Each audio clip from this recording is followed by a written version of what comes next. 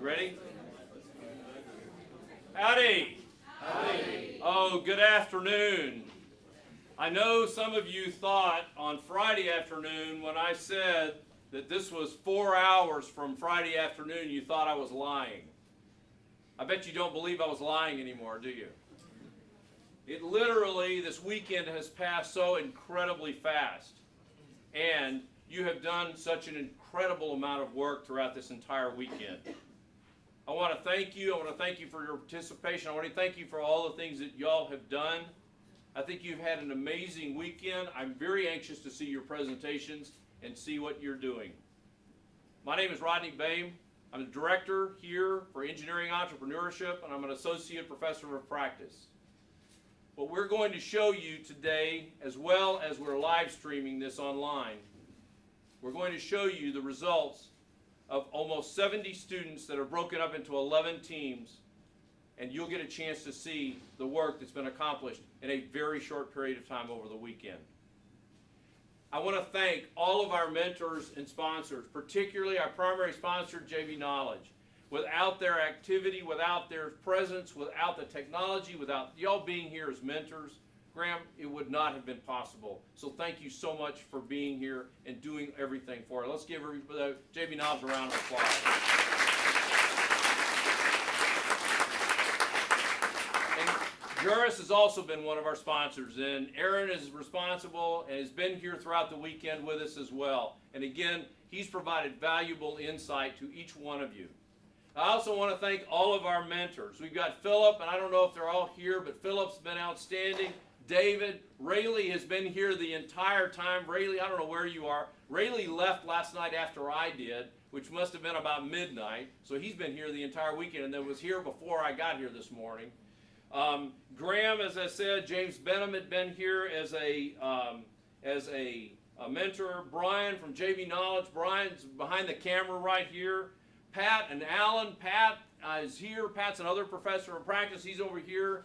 And then we also have had Wu and Andrew, two graduate students who have been mentors as well, and they have been outstanding. Wu in particular has really helped out with a lot of the AR, VR stuff today. So thank you all very much. So I wanted to at least say thank you to everybody who's been a mentor, because it's been so very important. I'm going to get off the stage because I want you to see what our students have actually accomplished. There's going to be 11 presentations, 10 minutes. We'll go through 6, we'll take a very short break, and then we're going to continue on. There's first, second, and third prize. This is a competition. The first prize is $1,000 to the team, $750 to the second place, and $500 to the third place. More importantly, for those of you who are teams who want to work on your project and continue to working on your projects, we in the College of Engineering want you back. We want you back as entrepreneurs. We want to help you get into business. So please engage with us. Get going with us. We've had patents filed out of Aggies Invent. We've had startup companies come out of it. And we want to engage with you and to provide you with every support resource that we can possibly provide. I want to give our judging panel an opportunity to introduce themselves, because you have really a very impressive set of judges today. So I'm going to start over here with Aaron. So Aaron, would you please introduce yourself? Either way, it's probably just easier to stay there. My name is Aaron Sepulveda. I've been working with you guys a little bit the past 2 days. Thank you for letting George sponsor this. Had a really good time, so good luck. And, take 'em. Dr. Riccardo? Hello, I'm Johnny Riccardo. I'm a professor in aerospace engineering and associate dean at the College of Engineering. And thank you to everyone that participated. Thank you to the judges, and thank you for the sponsorship. Howdy. My name is Graham Leslie. I'm the Research and Development Team Lead for JV Knowledge. You all done an outstanding job this weekend. I'm really excited to see these presentations. Thank you all for the time you put into this. It's really exciting for us as judges to get to see the outcome. My name is Eric Du. I'm an assistant professor of construction science, and I'm teaching building information modeling and construction IT. I'm very excited to see your works today, and hopefully you'll get a really good sleep tonight. Okay. Thank you very much. Let's bring the first team up here, and I'll have a few more thank yous a little bit later. Okay. Go ahead and get set.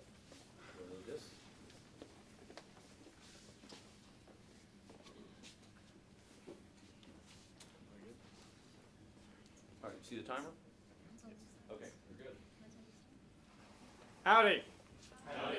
My name is Jonathan McGuire. I'm an aerospace engineer, and this is our project data structure. I'm Jack Lanningham, and I'm an electrical engineering major. Matt Locke, sophomore mechanical engineering major. I'm Swati. I'm a grad student in civil engineering. My name's Josiah Code. I'm a computer engineer sophomore. Hi, my name's Alan. I'm a junior electrical engineer. Hi, I'm Sadiq Shabandari. I'm a senior in mechanical engineering. And this is a little about our product.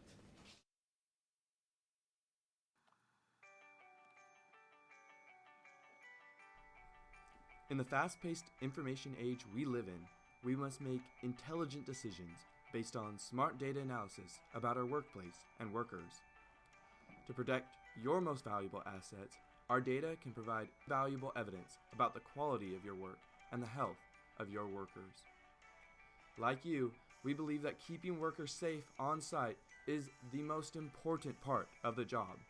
Success in the construction field means returning your employees home safe to their families after a good job done right. That's why we made the Data Structure Toolbox. This simple data collection module can increase efficiency, protect assets, and ensure safety, all while staying out of the way of your hard work. Data Structure Toolbox has developed a solution to compile worker data and workplace data in a seamless online storage interface, so you can have the peace of mind that your workers are safe and that the job's being done right.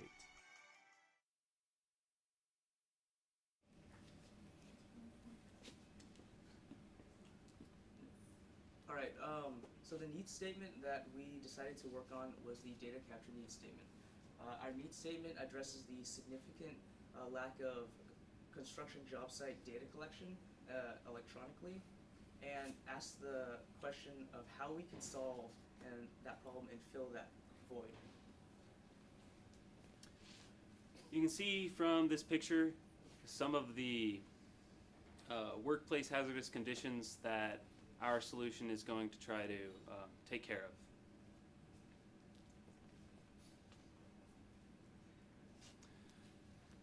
There are three main points why we care about having a solution to the problem of data collection. First and foremost is safety. Safety is the top priority in any industry, and construction included.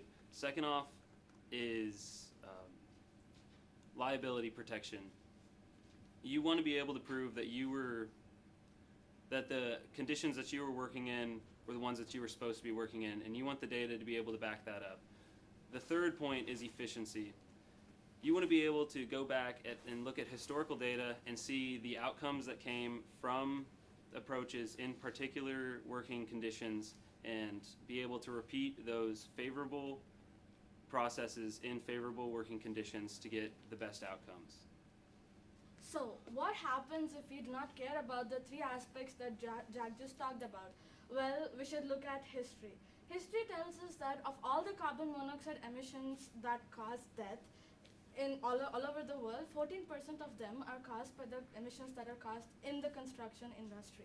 And also, 4% of the particulate emissions in this entire world are from the construction industry, mainly because of the production of cement. And in addition to this, there are lawsuits, all kinds of lawsuits with regard to noise and then vibrations and other health-related issues. And if you look at the amount that the companies have to spend in case of illnesses related to heat, it's $9,000 if there is an incident, which is on an average probably 6 months of a grad student's salary. And I think so in the best case. But if there's a death, $1.3 million, and I'm not even attempting at counting how many months will that be. Hopefully I'll graduate by then. Yeah, So those statistics that were just thrown out really do make a large impact for a lot of people. The amount of people working on a construction site right now is estimated to be 4 times the population of Houston, just in the US. So here's an example of some simple problem that could be solved just by smart data analytics. We talked a little bit about heat illnesses, and in 2014, 2,600 construction workers suffered from heat illnesses. which could be simply solved if weather data was taken and in real time would alert the workers when it was too hot for them to work. So design requirements. Before tackling design and everything, we as a group wanted to design or meet goals for our product. One was to be non-intrusive, so it could not interfere with the worker, and it had to be effective while staying out of the way. Another one was we needed to be compact, so we needed it to fit in tight spaces, be easy to port around, and also be able to hold everything in one. We want it all in one system. Another one was it had to be durable. It's on a construction site. Everything has to be durable on a construction site, especially electronics.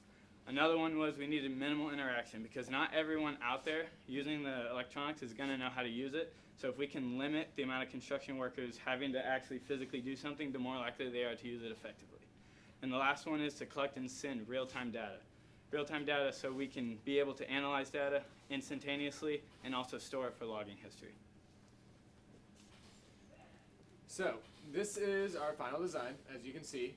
It consists of a two-part integrated system with a wearable that measures the heartbeat of the worker and the body temperature of the worker, and that is to prevent any sort of health issue. And then the second part is a module that you stick down in the workspace anywhere that you want to, and it measures ambient light, humidity, temperature, and light intensity. And all that data is stored historically so you can analyze it later. Right, so these sensors gather a lot of information, but what's done with that information? Well, we gather bioinformation, which can, in real time, alert the workers if their heart rate is too high, or if they're getting too hot or too sweaty, or if they're not drinking enough water, or if there's bad air quality that the workers need to know about. Also, it can be sent over to the supervisor so that the supervisor can watch many locations at once.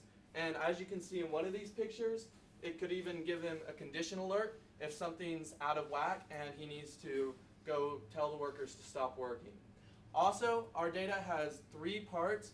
It has applications in 3 time periods: past, present, and future. The present we've already talked about. The past is just as important because in the third stage of construction is a lot of suing that goes on. And data and construction companies need to have hard data to show that they were doing things right the whole time. The third is what we see as maybe one of the most exciting parts of this data, because we are just on the new horizon of collecting data, but we think that with enough data we can start making predictive analysis about what is the most effective working solutions for different kinds of construction jobs. And we need a lot of data to do that. Some of our initial ideas were first a drone that would fly around periodically taking data from each part of the work environment. Next, we decided to give wearables to each of the employees so that they could be taking real-time data collections from each of the spots around the work site. Third, we decided to go with was the stationary module plus a wearable. The wearable would be smaller. In that case, that could only take biometrics from the worker themselves and send it to the primary module that would have many more sensors and could send it to a cloud that would be used to analyze all the data. Alright, the reason why our design implementation is unique is because it's a mobile all-in-one modular system, meaning the wearables will go inside the box and the box can be distributed very easily and implemented to certain areas at a construction job site. We've also designed it so that the chambers have good enough airflow so that it can detect air quality, and as well as designing choosing the correct material so that cellular and network data isn't being interfered by being underneath the platform itself, and as also for the real-time feeds. So before we open to any questions and comments, I would like to let you know that we have our modular box up and running, which is collecting real-time data and sending it to the cloud-based system where the managers can analyze the historical data and also make future predictions based on it. And it also sends alerts to the managers in case they have any extreme working conditions to actually go and inform the workers to to stop working. Our future development is going to be on the wearable side, where we're gonna add the warning system to it. Thank you very much. It's time for questions, judges. 5 minutes for questions. I have a question. So job sites can range in size from very small to very, very big. How do you anticipate covering a very large area with a device like this? Right, I'll answer that. So that's part of being a modular system. Ideally, we don't have it working right now since we haven't made 2 of them, but ideally they could be able to communicate with each other, and you can have as many as you want or as little as you want on as many job sites as you want. So one system is able to cover the area of about 6 workers. So we believe that's about the amount of workers that work at a work site. And so then their armbands can all fit inside this one module, and then these can be dispersed amongst a much larger space.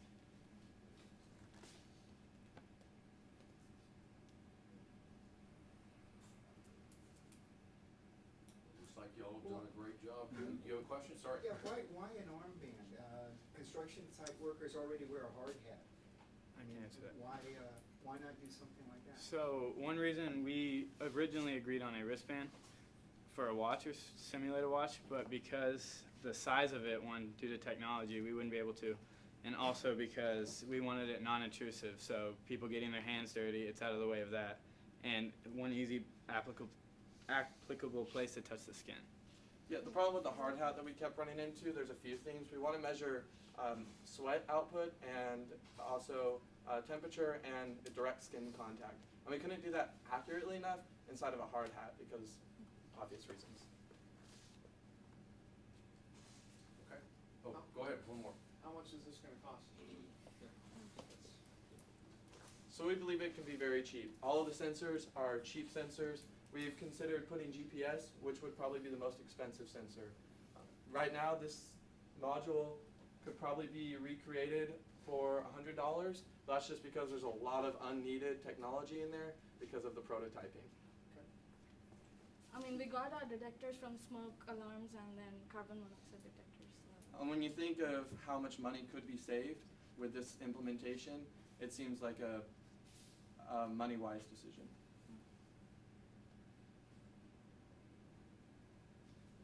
Okay.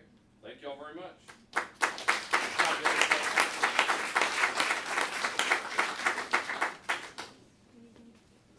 The next team is Progress Analysis Solutions.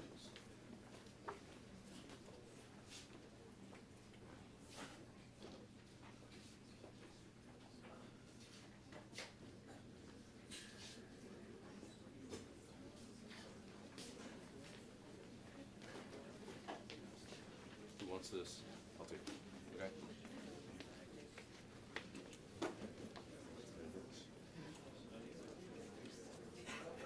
We're gonna wait for the judges, okay?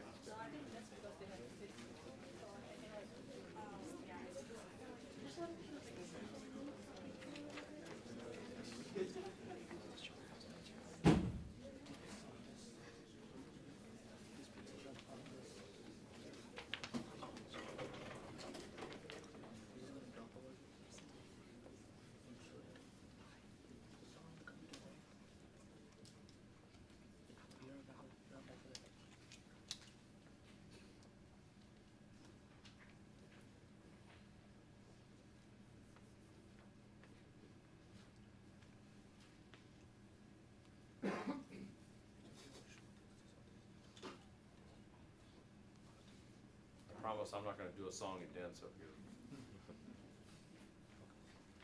Y'all wouldn't want me to sing either. Even cats leave when I sing.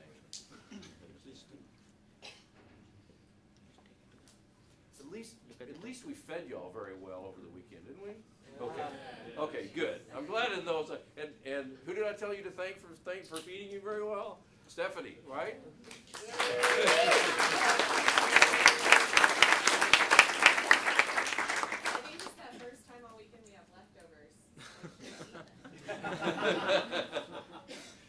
Okay, y'all ready? Okay, take it away. Thank y'all. Hello, we are Progress Analysis Solutions. I'm Connor Yakubik. This is Joanne. This is Shank. And this is Nathan.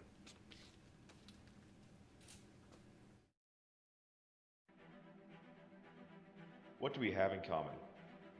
We are part of something bigger. We want to build solutions that make everyone's life better. We are engineers. Those who build bridges, those who cut into mountains, those who raise us high, those who send us beyond what we can see, those who provide a shining light for all of humanity. But who builds better infrastructure for engineers? We provide a real-time progress tracking solution that can improve on current practices and makes future estimates more accurate. We help you reach your goals and avoid cost and time overruns.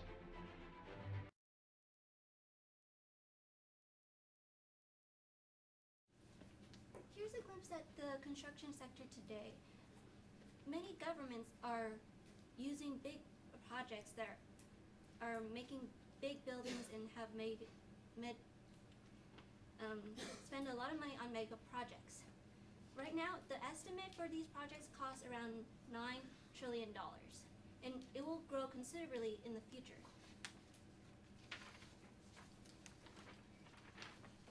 The current practice today is that photographs are used by taking pictures around the room using just a regular phone camera from the construction worker there. But the problem is that it's only used for evidence, or in case of litigations or problems in the future. And the data collection is very inconsistent and inaccurate. And also, it's very time-consuming. By better implementing this process of monitoring, forecasting, analyzing, and controlling our process, we can improve efficiency. Our mission is to provide infrastructure for engineers by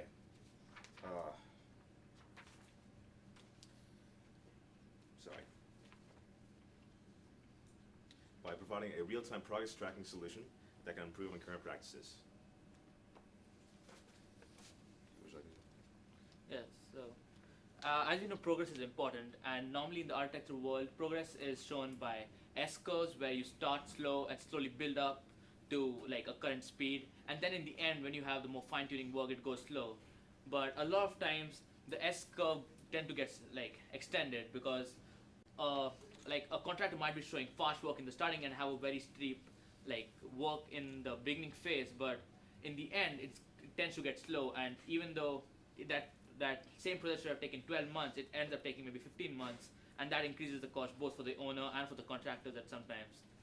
So it's very important to keep track of what you are at and like schedule your events according to that. And as of now, all the contractors use NAT charts or any like scheduling apps or like softwares to just know how to what they're going to do for the next week. But a lot of times they might not have better communication between each other, and when it's a huge project, like let's say you're building Kyle Field, there's not going to be that much communication as to who's building which site.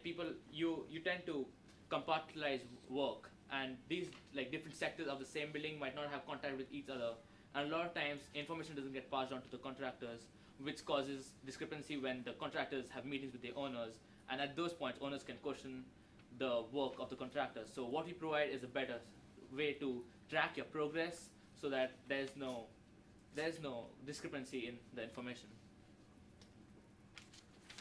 So here's how we started. We started with a problem. We have to find a way to accurately track the progress between and find the discrepancy between the real structure and what it should be, the 3D model. So to start, we built a Lego model and made the same thing in CAD. And we have various methods of taking pictures to explore. We can put these pictures through an edge finding algorithm to compare the real life and CAD photos. And the edge finding algorithm only takes the edges of the photos, so it eliminates most of the discrepancies in different lighting conditions. We can use this data to objectively quantify progress and productivity on sites. Our method is to first identify what the project needs, which means is it a big project or is it small scale, or what are the financial budgets or what money is allocated to the project. Our second is to specify the location to and time increments in which we take those photos, or such as if we're taking it on the first floor and like if we're taking it every week or every month. Thirdly, after the photos is taken, that it is organized into folders for each location. And then it is processed into a 2D drawing, which is the software that detects the edges, and then that would calculate the productivity. It would plot percentage completion, and it would be a useful tool for managing and seeing exactly how much percentage you're getting per week or per day, or however long your cycles are. So benefits of these methods are we get more objective data. As of now, there's lots of subjectivity in what a contractor gives as their percentage completion. So with this hard data as a substitute for just soft words as well, we completed almost half of it. It provides a more concrete representation of the progress. So here's how we process the images. We use OpenCV in edge detection software. This is an example of a Rubik's Cube. On the first image, there are 2 corners of the Rubik's Cube missing. So those corners are, as you can see, there are blank spaces in the corner. And on the real model, on the model image, as in the CAD model, they are there. And we can count the amount of white lines on the screen and get the discrepancy. For the organization of the images, we have made a MATLAB program that can take the metadata from the pictures that were gathered through whatever means, and it can sort them into separate folders based on their GPS location. Here's an example of a work-in-progress building be represented by the edge detection software. So on the left you see the actual building, a Lego model, and on the right you see the edge detection representation of it. So as more stages of the building are constructed, the edge detection model gets more complete, and there's more edges on the model. This is a comparison with competitors. So there is another drone company that does this same sort of process, is Casper Drone. They use 3D photogrammetry for their process, and it makes more specific application, they have much more data in their analysis, but obviously that means it costs a lot more and it's less easy to do repeatedly for frequent cycles. With our process, with the 2D image processing, we can have up to 6 times more data cycles, as in progress reports per year, and it costs 1/6 as much. So as for the future design, we have plans that after a point when our software is strong enough to handle all the data stress, we can have automatic quantification of image. So as of now, what's going to happen is a drone's going to maybe take the photo, or a human can take the photo using a software, and he'd still have to upload it. But at a later point, we can have a system where this photo directly gets uploaded to the cloud, and it's all there. Because a lot of time, the problem with this, a lot of information is, it tends to get lost between the process of having it and uploading it. So we are providing a way to directly upload it onto the cloud so that none of the data is lost. Another point that we have is we are thinking of improved image processing software, which we kind of worked on, and it is something. So right now we are using white dot detection technology. So in that we take OpenCV and create a mesh, and out of that we count the amount of white space in the mesh and in the CAD. So by comparing that, we can know if those objects are what's the state of those objects. But right now we have also plans to go into 3 edge detection software. So that's something we're working on. Any questions? Judge, we got 5 minutes for questions. So I have a question. What is the advantage of this 2D image processing over the 3D photogrammetry? So for 3D photogrammetry, we're dealing with massive, like they take a stream of say 100 pictures and they combine that into like using very computationally intensive techniques into a 3D mesh, like a 3D model of the entire work sites. That is a very, very big data file. So what we're doing with the 2D models is, with the 2D images, is we're taking a much, much smaller image file and we can extract almost like about a commensurate amount of information out of that with a less data footprints and faster computation times. Yeah. So another thing with that, the problem with that is what the company that is right now doing, like the only thing they're doing is taking an aerial view of the building and having basically an aerial 3D model. So using their 3D technique, they just go around the building once and have a 3D model, but they have no idea what's going on inside the building. And a lot of times when it's a 5-story building, at a point when you're above the ground, you won't be able to see what's going on in the building, and most of the work is probably inside. So that's what we can help with, because we were thinking of using 3D software for a drone to go in and take 3D images, but that limits our market, because if it's a 3D image, it needs more precision to take. So any worker will have to be trained to take a 3D image. But if it's a 2D image, anyone can just take a photo, and our software can interpret it and hopefully in the future make it into a 3D model. So that's what we're going for, more accessibility to anyone. Yes, a lower cost bracket. Yeah. Oh, we also have the image similarity analysis software. So you, any of the judge want to see it, I'm more than happy to show it. Something. We did some work on other methods, including an image similarity software, which takes both images, like the CAD model and the image as taken, and just compares them using a single algorithm. And based on that, you can track the progress of the building, and you can do like a lot of things. Yes. Any more questions?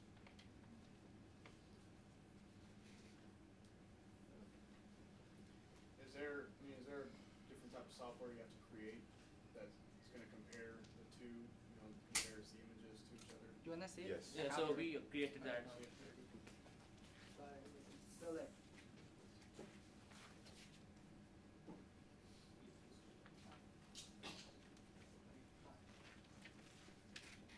So you see this one. So these two images, SSIM stand for similarity index method. And so basically what it says is like when SSIM equal to 1, that means two images is like they are identical. And we take a photo after the building is like built, and you see the SSIM gonna get reduced and so on. So we can use that to kind of track the progress of the building. And to translate this to an actual progress of the building, we use the calculation with the 3D model that we do on AutoCAD. And we do the same thing. So this wouldn't be real time, right? As of this wouldn't be real not time as of data. now, yeah. Not as of now, but if we can develop it, we can make it to the point where as soon as you take a photo, it goes into the database and updates that percentage done. So it's gonna take time, but in 48 hours we've been able to may have a proof of concept as to that we have the GPS detection software, and we also have the OpenCV software, which can basically take out all the discrepancy from the photo and just give us what we need. So that's what we basically got. So we have all the building blocks that we need already. We just need to put them together and maybe. Another question. Yeah, time for one more So question. it's possible that the 2D image will lose some important information. So for example, the volume for concrete you put. So does that mean that you need to take pictures from different angles?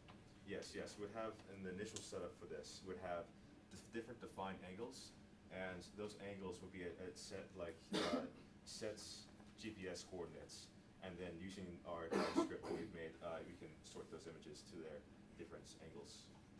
Yes. Okay, all right, thank you all very much.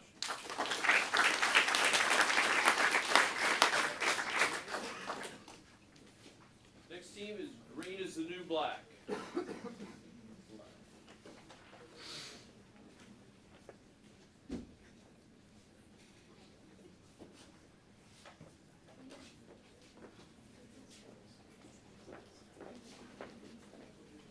Who wants control?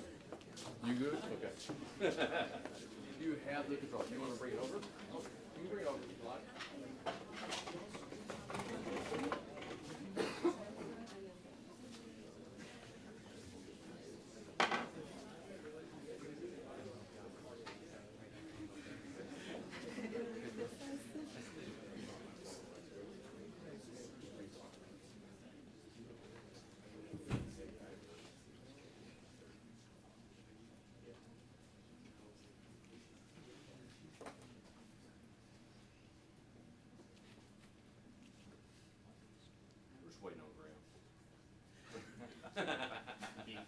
Okay.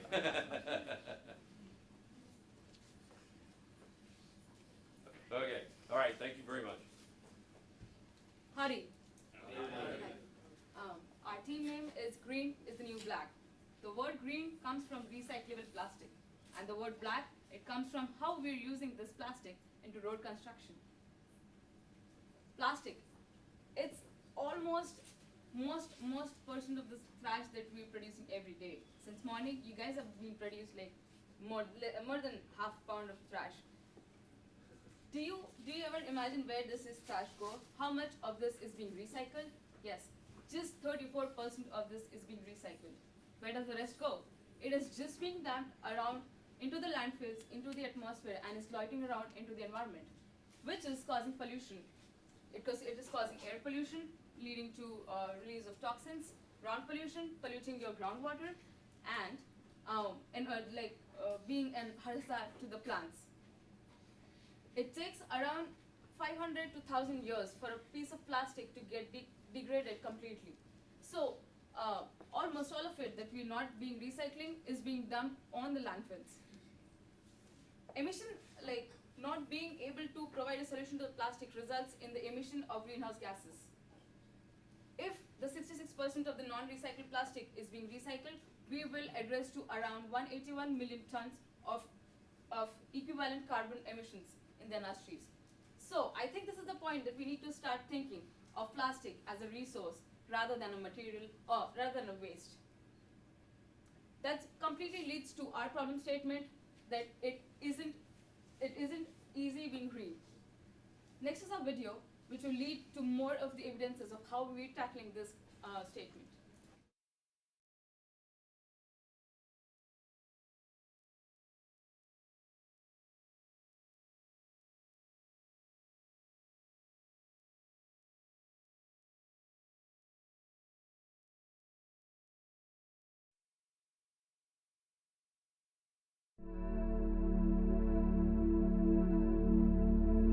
There's a lot of trash in the world.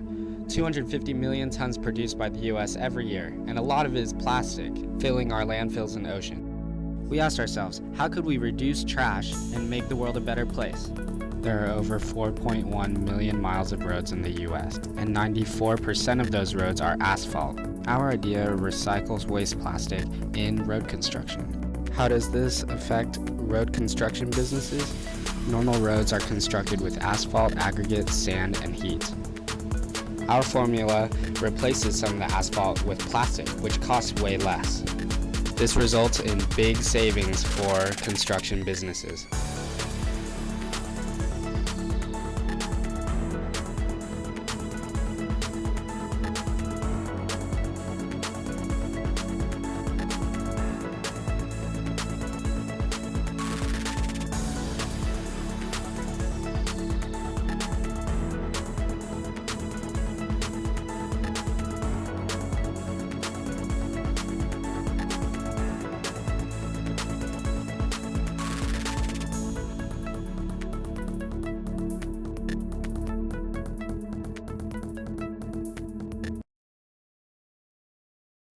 Using plastic in roads is most importantly cost efficiency. You can save a lot of money in the long run using plastic in your roads. It's environment friendly. Anything we can do to help the environment can go a long way. Performance. These roads are proven to be more durable and stronger. Practicality. You don't need any fancy new equipment to implement this new process. The cost benefit is huge. The cost of plastic scraps is way less than purchasing asphalt. By using this, you can reduce the cost by about 4%. In this solution, we try to use LDPE, low density polyethylene, as a source of plastic. Where do we get this LDPE from? Domestic waste. The municipal authorities, they collect the waste and it is shredded to be filled into landfills. But instead of being filled into landfills, we just transport it to the construction site where it is processed further. The aggregates. The coarse and the fine aggregates are heated to a temperature of 170 degrees Celsius. While the waste plastic, we just add the shredded plastic to the hot aggregates. The aggregates just cover the plastics, just cover the aggregates and form a layer over all of them. And alongside, we are also heating hot bitumen at a temperature of 160 degrees Celsius. All the ingredients are mixed into an asphalt bitumen mixture, and it can be further used for construction of roads by paving them using construction equipment. Now the best news about this is that it is not patented in the US. So that is how our idea is going to make money. We can get a patent today, really, and license it to other companies or work with the government to help them use their plastic in a way that isn't in landfills or in the oceans. So there are a lot of sources of plastics. The byproducts from manufacturing industries, city authorities, they just segregate all the waste and just dump them into landfills. We can procure the plastics from the city authorities and use it for our own purpose. Also, like big businesses like Walmart, HEB, they produce their own plastic bags. So they also produce a lot of waste doing that. So we can just make an agreement with them and use it for our process again. Now, considering the cost, we also have one more question that we have to answer, that would these roads that are made with plastic hold to the normal standards? For that, we have already done some tests back in India using the Marshall Stability Test that was developed here in Mississippi by the US Engineering Corps. We mixed all the bitumen, the plastic, and the aggregates, heated them to 160 degrees, and made a 6-inch diameter and 2.5-inch thickness molds, and we tested them in the Marshall equipment. Next slide, please. As we can see from the values, the flow value remains between 2 and 4, which is the requirement of the Marshall test, and the stability is above 900 at all percentage of plastic. So we can safely assume that these roads, if not better, can at least perform at par to the normal roads here, which are much more costly when compared with the plastic cost. Next slide. But here, when we came to Aggies Invent, we didn't have the proper molds to mold a proper Marshall sample, so we had to improvise a little bit. We asked for a fabrication of a 10 by 10 mold with a 3.5-inch thickness. We used the muffler furnace that they have to heat the bitumen, the aggregates, and the plastic, and we mixed them manually. And we used a hydraulic press and applied up to 2 tons of load to compact the sample, and that was only because the wood was about to creep. Yeah. So we couldn't go any further than that. And as you can see, that it seems like a pretty good sample for that. About the future scope, Yash will explain. Our future scope is to evaluate the performance and simulate the field conditions in US. What we have done back in India, we got good performance, but here, like Texas Department of Transportation uses super pave technology. So if we get funding, if we get resources, then we can do the performance tests of super pave to simulate the time and temperature conditions and to increase the durability of the road and to compare the life cycle cost analysis of the roads. We can also, next please. We can also determine the optimum percentage of binder we have to use. We can attain the optimum maximum percentage of plastic we can use, because the maximum percentage of plastic we use, the maximum bitumen we are going to save. And I would like to mention that $1,300 a mile, it might sound a small figure as compared to miles, but we are making millions of miles of roads in US. So this can save a lot of cost to a contractor, and we can make a public-private approach in which government can help bring the plastic on a site, and then the shredded plastic can be taken to the construction sites. And there the private contractor can use that plastic without any extra equipments used in that. So in that balance, it could be very cost-effective process, and of course, we are also looking for an energy-efficient step. That's it. So this is our last quote: help us make the world green, and we'll make your pockets greener. Thank you.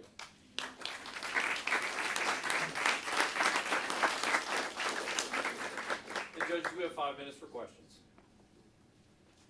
So I have a suggestion and a question. So the suggestion is, when you calculate the cost saving of your technology, you should perform a life cycle cost analysis. So it's not only about construction cost saving. It's also about the environmental saving. It's about societal saving. The reduction in solving all the plastics. You also need to consider that. And the question is, what could be the potential obstacle of applying this technology? For example, would that mean you need a new equipment? Just a shredder to shred the plastic. So and I'd like to take this question. We researched on that, and it's like $1,000 or $2,000 at the maximum. but that's a one-time investment. About the life cycle cost analysis, sir, once we make a road, we need to do a performance evaluation to calculate the distress, its severity, its density. Based on that, we can do the life cycle cost analysis, which could give us the benefit cost ratio. I agree upon that. For that, we need to install that road. We need to build that road with the collaboration for a year. We need to maintain it, and apart from that, the machinery. He has already mentioned that we just need to install a shredder machine, which costs like $1,000 or $2,000 for an initial cost, and then just go on shredding the plastic. So I guess the answer is there's no obstacle, right? The obstacle, there is no obstacle, because I believe that with this skilled supervision, if we are installing the whole system on site, we need to check on the temperature at which we need to add the plastic. We need to take care of the time at what time we need to add the plastic. If that is good, then we are good to go. How different and more challenging is this process from how roads are traditionally built? Traditionally, roads here, the bitumen is heated first, and then it's coated with the aggregates are coated with the bitumen, both of them being heated to dry off the moisture and all. In our process, we are simply adding plastic while heating the bitumen itself, so it won't be that much of a challenge. As he said, that we just have to mention the temperature, so see that the plastic doesn't disintegrate or something like that. So you made a point to mention that this was not yet patented in the U.S. Yeah, leading me to think that it's patented out. Yeah, So where else actually, it's being used currently in India and in Ghana already. Yeah. So that's why we thought that this technology that can be such beneficial, why isn't it being used in the US? And the proper research needs to be done here also, so we can use it more efficiently here and develop better standards. And the performance of those roads are shown to be quite durable in the future, and they're maintaining the less cost maintenance in the future of the roads. Yeah, one word of caution is that, here we do a lot of heavy transport. I-35 carries goods from, Mexico all the way to Dallas. And so under those conditions, would the roads hold up as they do now? Yes, sir. For this question, I would like to start a bit forward, a bit before that. We are considering 3 different performance evaluations. One for the conventional road, one in which we will replace the percentage of binder with percentage of plastic, and the third one could be we won't replace any bitumen, but we will add plastic as an extra content. Plastic and asphalt has the melting point almost similar, by which they can fuse together. By that way, the binding property and the coating over the aggregate could be better. And there is a property known as stripping property. So plastic is acting as an anti-stripping agent to the road, which will strengthen the road. That's why it went very well for the Marshall stability test, because it determines the stability, the strength of the road, as well as its flow value. Flow value means it checks the undulation of the road, which we call as rutting.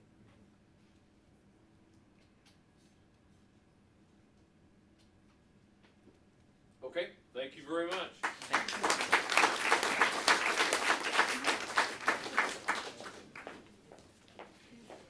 Oh, thank you. I was just gonna have. And It's a Climb is next.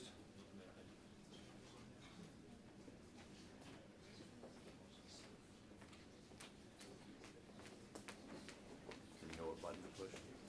That's forward. Okay. Thank you. You hand it over to the next person.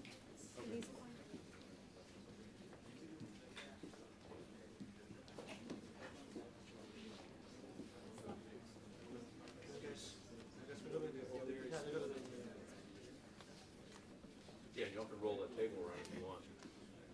Table's on wheels. It's on.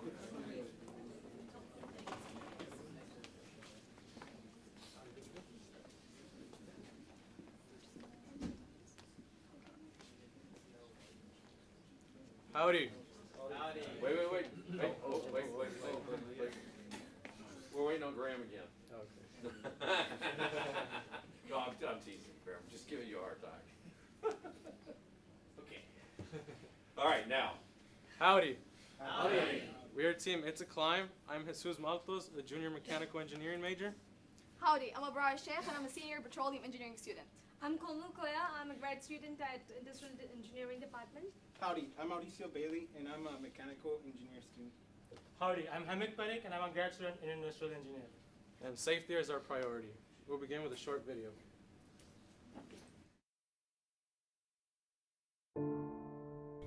What I thought would be a 5-minute job ended up being years of pain and suffering for me and my family.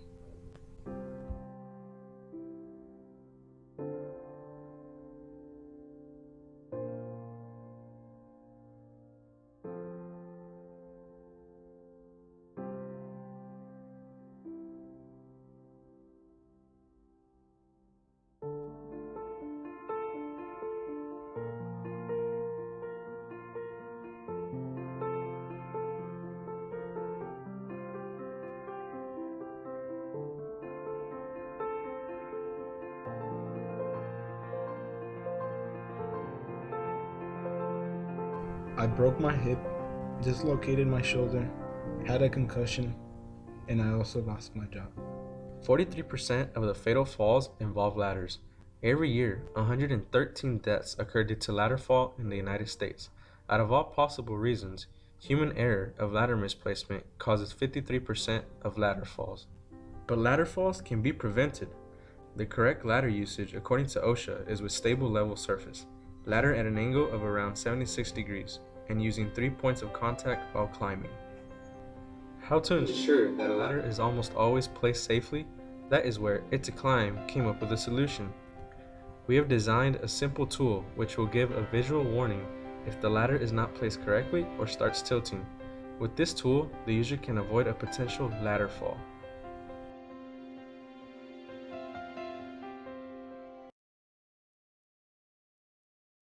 Was to find a way to prevent ladder falls. Ladder falls are a very common occurrence. They are responsible for about 25% of total falls. The requirements were to design a product that would be affordable and accessible.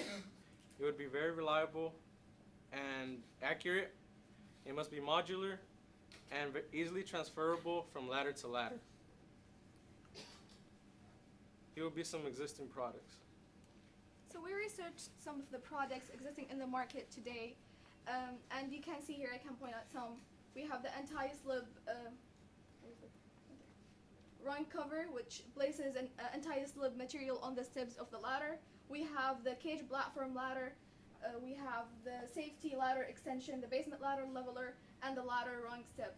And as the first thought we had is we can place an aluminum bucket to go under the ladder to allow it be positioned in a 76 degrees angle, which is the safest angle for ladder placement, and also we'll have in the basement of that bucket an anti-slip material to avoid the slippage of the ladder.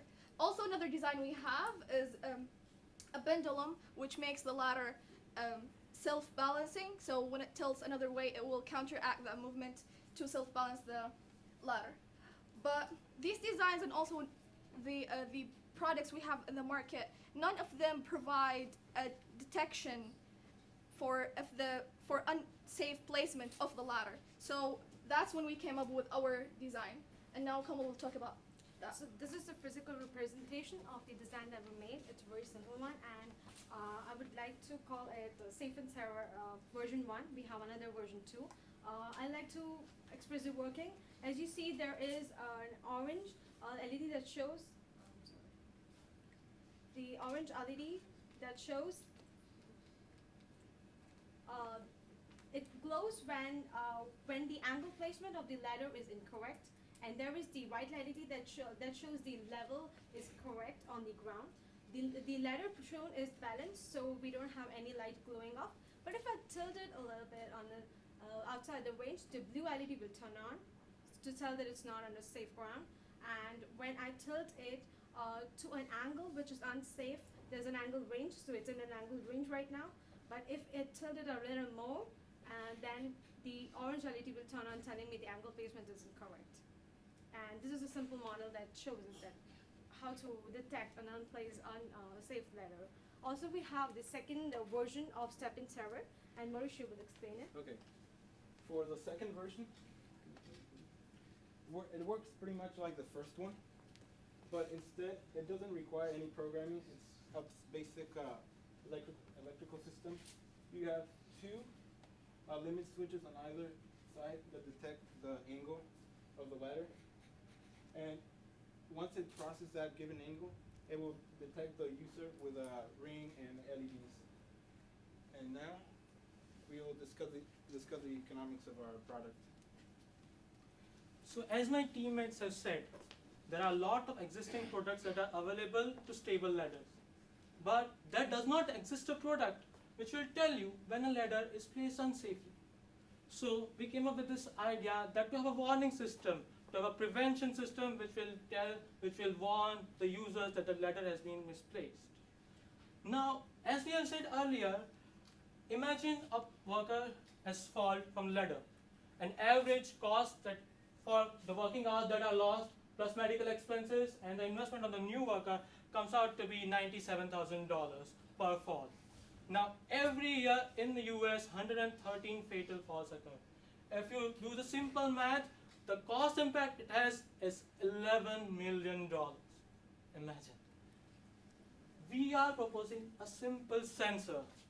As my teammates talked about the two design, first design, if we have enough resources, if we have mass production system, we can manufacture that design to less than $10. And as Mauricio said, we came up with another idea to use a simple circuit, to use a simple tilt switch. When tilt, it will complete the electrical circuit, it will go, the LED light will go off, and it can be made in approximately $2. You can see the huge difference between the cost. Plus, we can have still future development. We have a potential of future development. With proper funding, with proper research, we can miniaturize this particular product into a 1-inch cube, which is modular, which can be placed on any ladder. It can work on any industry, whether it be a ladder at your home, whether it be a ladder at the construction industry, and who doesn't use these ladders. Also, we can reduce the manufacturing cost as less as possible if we have enough seed funding and enough time. We can improve our accuracy. As Komal talked about the range of the angles of levels and the vertical angles, we still need more time to research on the angles, what are the correct angles, when the LED should light up and when it should not. So we can improve our accuracy with this, and we can have additional functions, like when LED light up and ladder is in incorrect position, we can notify the supervisors the ladder has been used incorrectly. And those data systems, those data generated can be used for another safety measures. So that's what we have for it. I just wanted to say that ladder falling really is a big problem, as we have shown you the statistics, and it can be prevented. Just it needs some more time and research, and we want that. That's it. Thank you very much.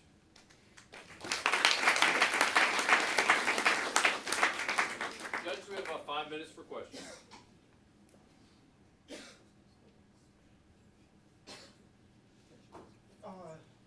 LED, that mean I have to go down and look to see if I'm unstable? Why not something audible? I did include an audible one, but it has to be attached to the ladder at the moment. And it will notify the user if the ladder is being used improperly. So given some time, we can probably come up with an audible, like, yeah, sure. Of course, like if a visual warning can be there, then an audio warning makes sense. And we will have a product, we want to pitch in a product which have both types of warning, and we have a prototype which can produce some noise, but we wasn't able to particularly have it on the par with the visual solution. Okay, so you're thinking along those yeah. lines. Yeah. So then secondarily, I think you hinted on this, is something about collecting the history, so that, let's say there is an accident, and the person hurt says, I was using it correctly, but maybe the company would be able to collect the data and be able to show, no, you were not using the ladder correctly. Yeah. I think you hinted on that Yeah, too. those are the future requirements where we can use the data. Like, data has so much potential, it can be used in so much stuff. So it would be able to send an error report if the ladder was used improperly, or if the device was tampered with. So to clarify, this isn't so much trying to solve the problem of a ladder in use having an issue, but ahead of time being able to tell if the user is setting up the ladder correctly. Yes, because the main reason for ladder falls were the misplacement of ladders. So if we make a prior notification of that we can avoid potential falls. That's our point. Just to adding her point, OSHA gives up a statistic that out of all the falls that happens, 53% of the falls happen because of the misplacement of the ladder. Because it's more than half. So if we were able to give the warning to them, almost half of the accidents are already prevented. And the rest 30% was because of lack of training to the workers. So they do not know how to check the safety of the ladder. I got one. So on a job site, any given ladder is being moved constantly. So it may be stationary for about 5 minutes, and they got to move it to another area. So is this device something you turn on and off? Because then those lights are always going to be going off when someone's carrying it or folding it up. It might be in later product and later designs. It probably will be able to turn on and off like with a master key or something from the supervisor. But for our initial prototypes, we made it so it could operate constantly. Yeah, Constantly like with the now, battery. yeah, with the battery. Now, so now, like in our prototype, if you just like remove the battery, it will turn off. But we were considering installing a switch, but we couldn't find a proper switch we can install in that time frame.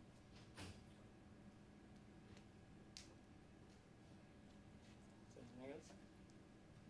Okay, thank you very much, judges. Thank you very much.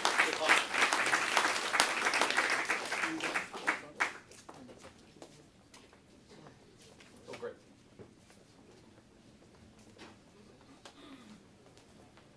Aggieland Dynamics.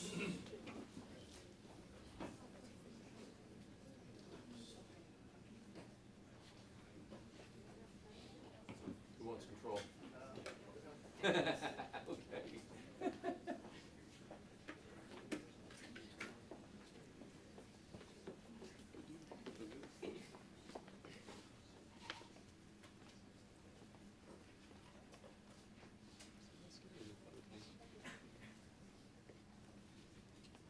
You're finished. I'm done.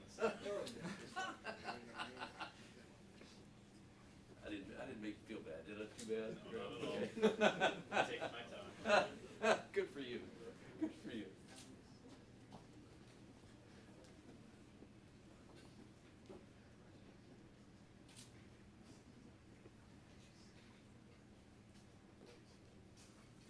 Okay, take it away. Howdy. Howdy. Hi. We're Aggies Dynamics. I'm Roberto. I'm a junior in mechanical engineering. Hi, I'm Nitin, master student, industrial engineering.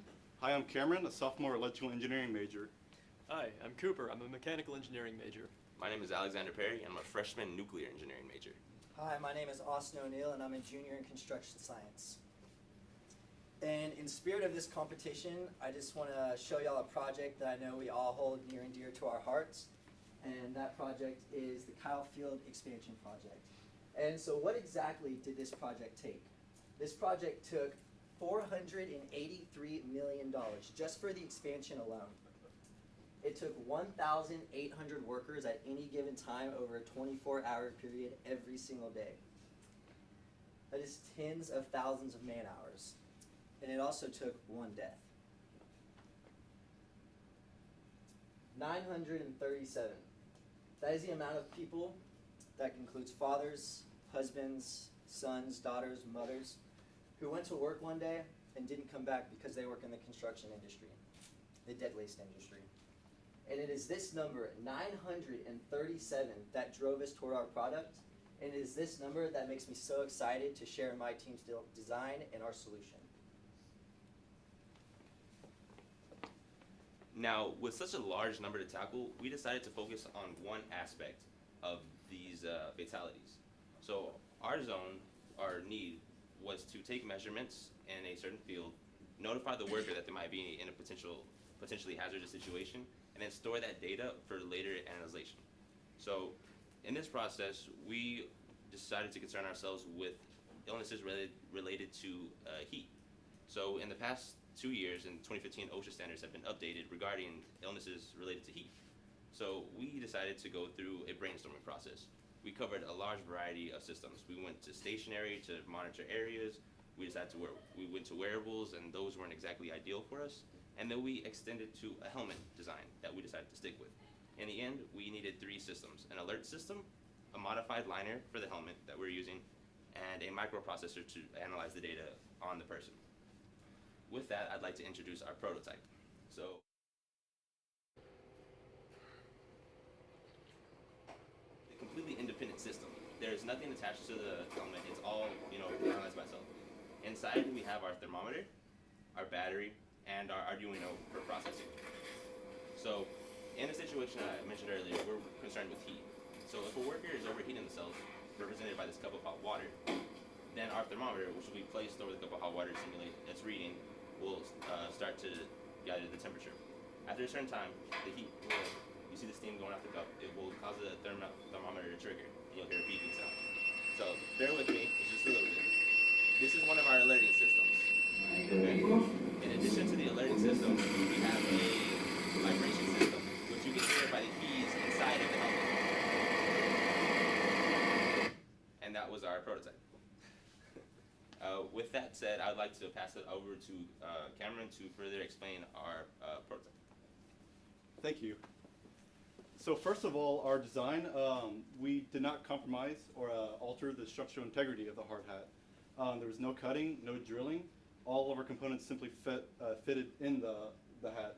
So this means it complies by OSHA standards. Now, we integrated a microprocessor and a storage device. Now this enables us to collect, register, and manipulate any kinds of data, all sorts of data types. And secondly, is our temperature system.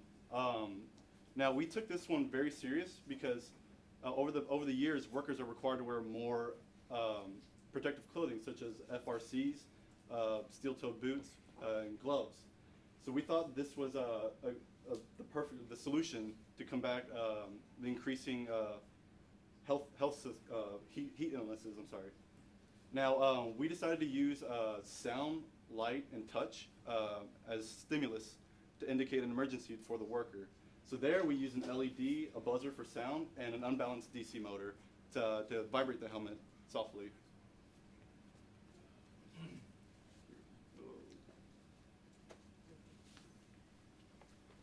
So it's no secret that construction companies are very hesitant when it comes to investing in new technology. So one thing that I really want to point out is the direct and indirect costs. This includes lawsuits, worker compensation, and it also includes competitive bid advantage. And I know that not everyone here gets as excited about talking insurance about insurance as I do, but just to give you a very quick point as of how this can create a very quick solution to the direct costs is, so you take the EMR of the insurance, which is used by a bureau to calculate the insurance cost for a company on a project, and say that we can reduce this for a single project just by 10%. This will reduce the insurance cost from our analyzation by just 6%. You might be thinking to yourself, wow, 6% over insurance, that might not be a lot. But on a large scale project, that 6% from a single project will offset the cost of purchasing our product. And not necessarily is economics the most important thing, but I'll be giving this to Humberto to describe to you what is.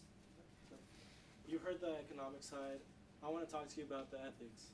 So, over the last 30 years, there has been a huge rise in heat strokes on the job site, and why aren't we taking the necessary measures to prevent this? Like, people are dying from this. Why are we not preventing this? We need to take action, because I want you to think about something. 100%. That is the survival rate of people with heat stroke when proper protocol is taken. So if we can reduce the number of deaths to literally 0 from heat stroke, why are we not doing this? Also, heat strokes are not the only hazard that workers encounter. So I'm going to pass it off to Cameron so he can give you some ideas. So we have not just heat stroke as causes of death and injury on the construction site. We have other issues too, right? Now, in the lower right-hand corner, your lower right-hand corner, this is our standard, our basic model, our prototype. It comes with a personal thermometer that measures temperature across the forehead, as well as your microprocessor, your SD card, and a battery. However, on your lower left, we also have a high winds helmet for working on oil rigs and in the shipping industry. This can be equipped with a headset, an earpiece and a microphone, so you can talk to your supervisor and to other workers over high winds, And we also have a welding helmet in your top right, which is flame retardant, flame resistant, made out of flame resistant materials, and also has advanced heat sensors to make sure that the surrounding temperatures and environment for welding and working in hot environments isn't lethal or potentially dangerous. Furthermore, we're working on ideas that will allow us to incorporate a particulate sensor into a helmet that, and while this will take a lot of R&D to get correct, we think that it is possible to be able to detect silicates in the air and gypsum with working on concrete and asbestos if you're clearing out old buildings and renovating old buildings and we can put this technology into a helmet. And within the, these all require markets to be sold and to have a purpose, right? I will let Knighton speak further about that. All right, so I'm here to talk about our potential target markets beyond the construction industry. When we researched, our product would find a target market in mining industry, till oil and gas to shipment. Making some changes to our product, we could even go to military, rescue operations, and even recreation. This is not just because we're selling a helmet with some sensors on it, we're trying to sell a system. Cognitive system is a niche segment of technology which uses humans' natural language processing ability to respond. So we're trying to reduce the response time for humans. In our product, we're using this tactile version of it by using vibrations to enable that. So since the pie became bigger and bigger in terms of market cap, we thought we'd do a market analysis, and the results were favorable. The results showed that out of 4 out of 5 market forces were supporting our claim of getting inside the market right now. Having said that, why do we need this product? I'll give you 3 things, no big deal, just 3 things. Viable, efficient, and it's the right thing to do because lives matter, people matter, you matter. Thank you all very much.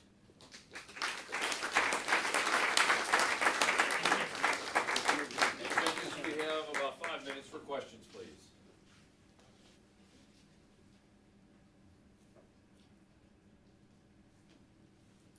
Osborne. So you talked about a silicate sensor being able to detect silica in the air. How hard of a challenge is that to be able to do? Right now, pretty difficult. Most silicate sensors are about the size of a graphing calculator, for those of you who might not know what that looks like, about this big.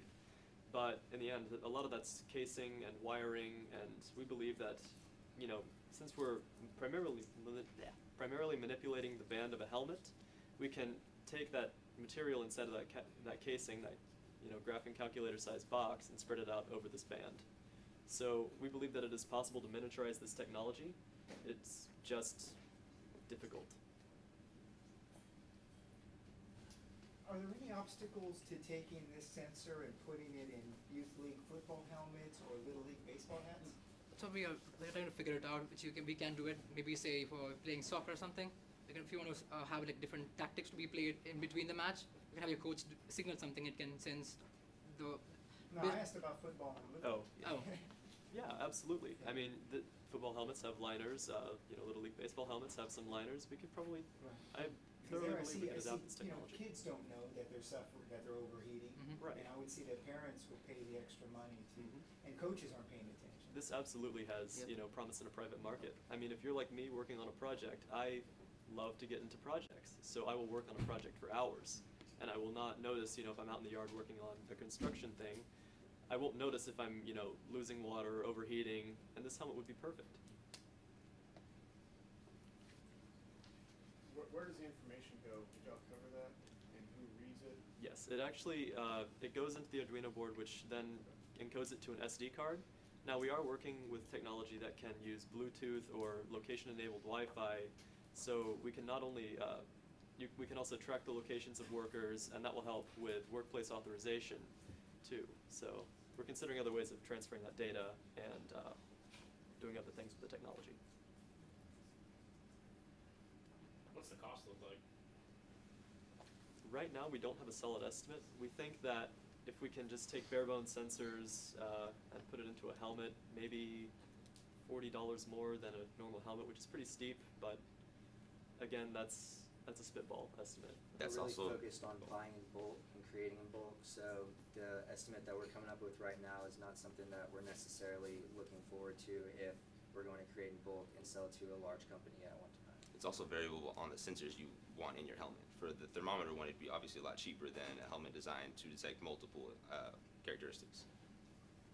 It's also not working on a specialized battery meant for the helmet. It's just normal 9-volt or even AA batteries if we choose whichever one we want to choose. In the current CADs, it's a phone battery of one of those ultra slim things, maybe 3,000, 4,000 milliamp hours. So.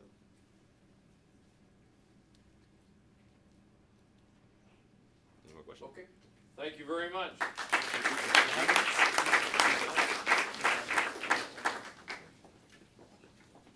And our final presentation before the break is SenseTech.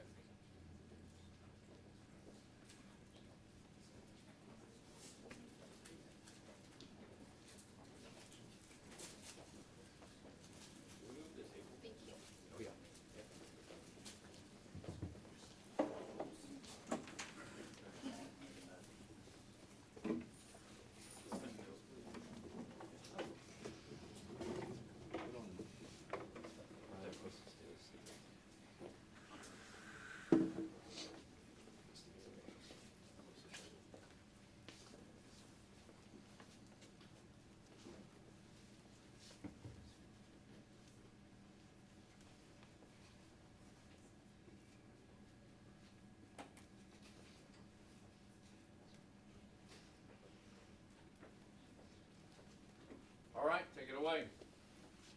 We SenseTech team, and our goal is to locate, secure, and save your tools. I am Robin Kwamo. My name is Robert Shannon. Sebastian Makabari. My name is Steven Kwam. I'm Benita Patel. And I'm sure it's a there. How many of you have lost something before? Think about the time and frustration involved with that. In a construction environment, wasted time is wasted money.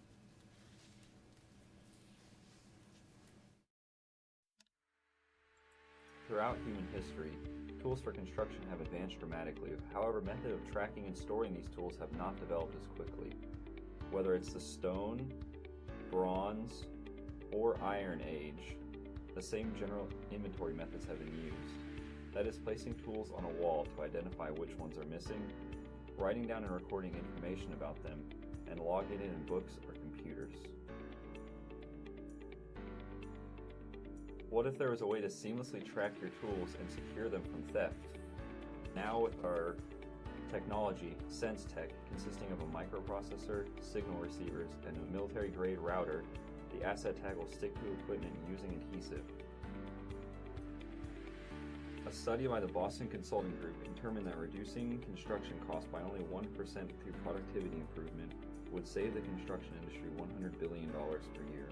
And the National Insurance Crime Bureau found that up to $1 billion of construction equipment is stolen yearly nationwide. Now, with SenseTech, you can stop your valuables from escaping and rest at night, knowing everything is secure and accounted for, and that your money is safe and sound.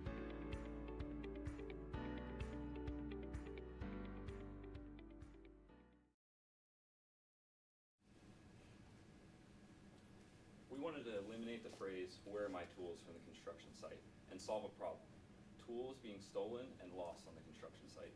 And as much as $1 billion of tools are stolen annually nationwide from construction sites. So we set out to create a technology that can seamlessly track and locate companies' construction tools on the site. According to our research, on a construction site, the most employees spend 10 to 15 minutes per day on finding a tool, entering the data, or working on a report.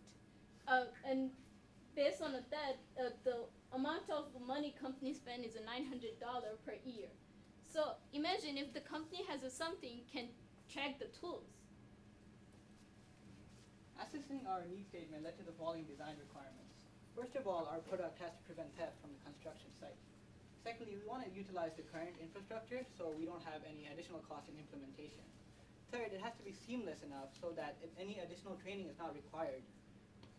Finally, it has to not interfere with the productivity of the device it's attached to. Using those requirements, we came up with 3 designs. The first one was an RFID toolbox that used RFID sensors on the tools to sense whether the tools were put in and out of the toolbox. The second idea was a zip tie asset tag that would be attached to the tool and communicate with Wi-Fi to a router and devices on an app to relay its location. The third idea was a sticker that would be placed on the device that could relay its location to an app or an infrastructure on the work site. We combined our three solutions and we're able to design our final product. So we initially start, when we look at all our solutions, we initially start with the toolbox, the RMID toolbox that we had initially. It was good for the inventory, but the trackability of every single tool that was coming in and out was a little bit the big issue that we had. So next we went with the zip tie prototype. But the problem with that one that we had, the trackability of the tool on the side was really accurate, but the attachment of the device on the tool was the big issue that we have. It wasn't easily attachable with that one. The third solution that we were going to was the sticker. The sticker part, it was easily stickable on every single tool. The trackability was fine, but the problem we had was it was easily ripping off. So it's gonna do a great job, but it was easily ripping off. So we decided to go with our final prototype, which is SenseTech. It's really strong. It can be attachable on every single device, tool, so every single machine. It's not coming, it's really strong. So this is our final prototype for our project.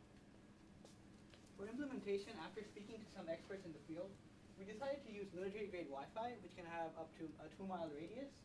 That's like perfect for a construction site. And in addition to that, antenna that bound the construction site, and finally asset tags that are attached to the devices to locate and secure them. As my colleague Sharai just said, the military-grade Wi-Fi will be our main server. We're gonna use it with 4 or more antennas depending on the size of the constructor size.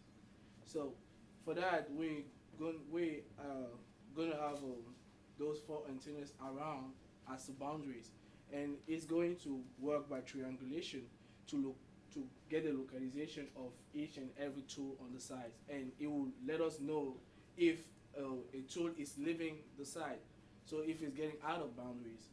We'll also use one of RFID sensor in front of the tool shed, and that will be to inventories and know which tool is getting in and which tool is getting out of the tool shed.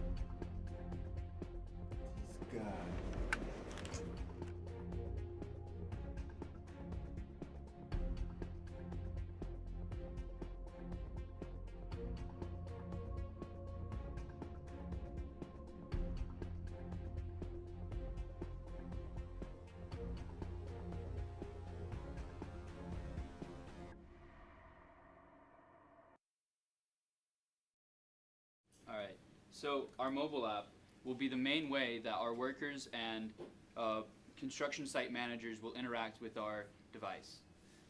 When you open up the app, you'll see a list of the tools with their serial number, and their approximate location. And then you can use the menu to easily search through every single screen. And using the map, you can clearly see the boundary of your work site and the location of all your tools. The red pin shows you tools that have left the site, and the black pins are in the site. You can also click on the pins to see which tool is which. Furthermore, we can expand on this technology. We can use the data to understand how our tools are being used. By adding sensors onto this platform, such as accelerometers, we can see when they're being used, and therefore determine which tools need maintenance or which don't need to be rented at all. We can add GPS for more advanced sensors to add on to larger vehicles such as tractors or backhoes. Then we can use the location data and improved triangulation to determine the best tool placement on the work site to improve efficiency. And finally, through further development, we can create an embedded tool line with all these sensors built in for even more seamless integration into our current infrastructure. Thank you. Thank you very much.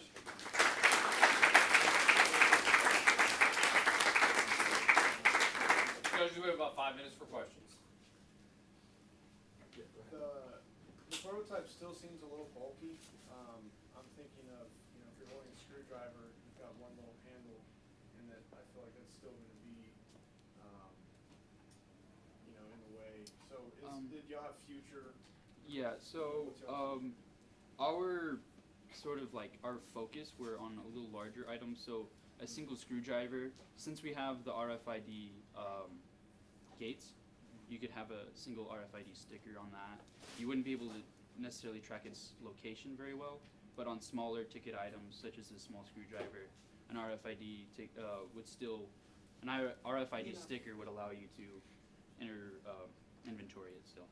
The size of it would really depend on what kind of technology you have in it. Like if it's just RFID Wi-Fi, whether you have the GPS on it, how powerful the GPS is, those kind of things, depending on if it's a backhoe or if it's a screwdriver, how much money do you want to spend in order to protect it and know where it is. So your system requires indoor positioning system. So my understanding is, it's still technology under development, and how accurate your indoor tracking, is. Actually, the first thing we wanted to use was a Bluetooth, but we realized that the Bluetooth wasn't that accurate because with the Bluetooth technology, you could just make the signal smaller just by putting something in the way. So that's why we look closer to that, and we figured out with the 2 miles military Wi-Fi grid, we can have a much bigger range, and that with the triangulation, just by calculating the distance between each and every antenna, you can know where exactly is the position of your tool on the side. So whenever it leaves the side, it will tell you directly that this tool is living between those 2 antennas. We're using the antenna specifically for the construction site, so we can use more if required, because we're not going to use any other means of communication with the tool, like using a satellite in space. So it's specifically just for that construction site. So location accuracy should be much better if nothing else is interfering in the process. What's your cost look like with antennas and military grade Wi-Fi? So similar to what we were saying earlier, the cost and what you need to purchase scales with your project. So these smaller devices, or these singular devices with just Wi-Fi and RFID, might be in like the $30 range once you start buying in bulk, and that's equivalent to a $200 improvement on some higher ticket items. It costs $200 to buy a similar system integrated, but if you can just add this on for $30, it's better. And then, like they were saying earlier, GPS system might be worth more, but that's because you're going to be putting it on something worth more, so that might be closer to $60. And also, as Robert said, the cost of that can also help with it's going to be covered by the inventory system, because that would be another features. So we realize also that employees on worksite can do like 2 or 3 hours for inventories. But with that device, you don't have to spend that much time. Instead of 3 hours, you can do like 30 or 1 hours, and within a year, it will be a lot of money that will be saved.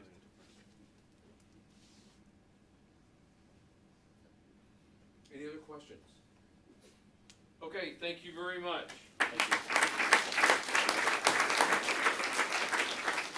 For those of you in the audience here, as well as the audience online, we're going to take a short break at 4:37. I'd like everyone back at 4:45, please. A very short break.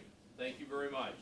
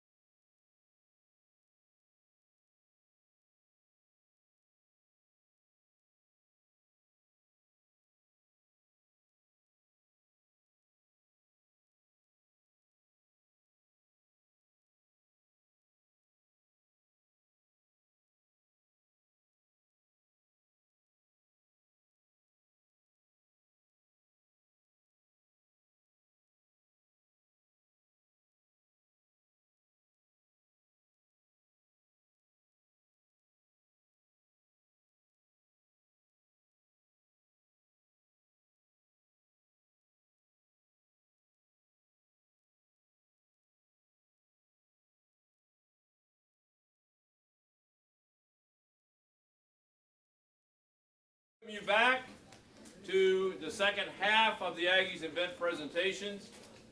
Again, this has been a very interesting one. The teams have consumed a tremendous amount of food throughout the entire weekend, but we believe that food fuels innovation, and that's what we're seeing. So we're going to take it away. We're going to go with 5 more presentations, and then we'll go off to the award ceremony. Thank you very much. All right, let me get you all's presentation up. Can we just click the green button to play the video? You should play on it. Should play automatically. Hi, my name is Abhishek Paramasavan, and I'm a freshman mechanical engineering major.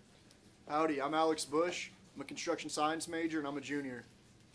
Howdy, my name is Gabriel Pirmez. I'm a sophomore aerospace engineer. Howdy, my name is Sriram Natarajan. I'm a freshman electrical engineer. Howdy, my name is Surya Balaji. I'm a freshman mechanical engineering major. Hi, I'm Everett Yang, and I'm a freshman chemistry major going into computer science.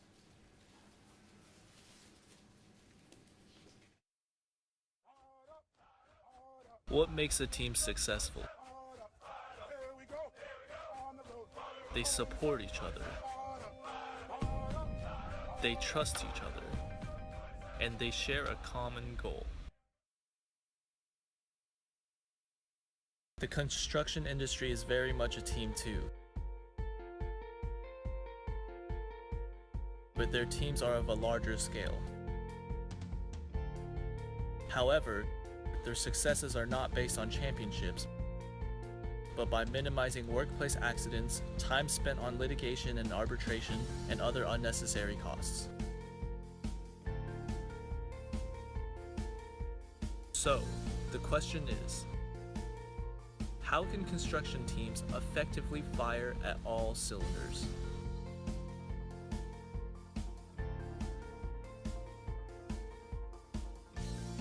Introducing CSM software. Decrease workplace accidents, increase morale, and become a successful team. All right, howdy. Howdy. We are CSM, Construction Site Management. And so, for the last, since existence really, construction has never embraced technology. It is known as the most technologically stagnant industry in America. Now more than ever is a need for young, able-bodied men and women who are willing to use new technology in the industry. Do they need to step up now to assist the industry now? Material and labor costs are expected to rise, and currently safety is at a higher scrutiny than it ever has before. So a data analytics application is going to be put to more use currently than it will ever be before. So some of our product requirements were to promote a safe workspace. Doing that, we had a GPS hazardous grid detection and a environmental conditions detection software. All of this goes into our live updating application where you can interpret the data as necessary. We also have a progress tracking product requirement where we interpret live video feed as well as man hours to check to update master schedules accordingly.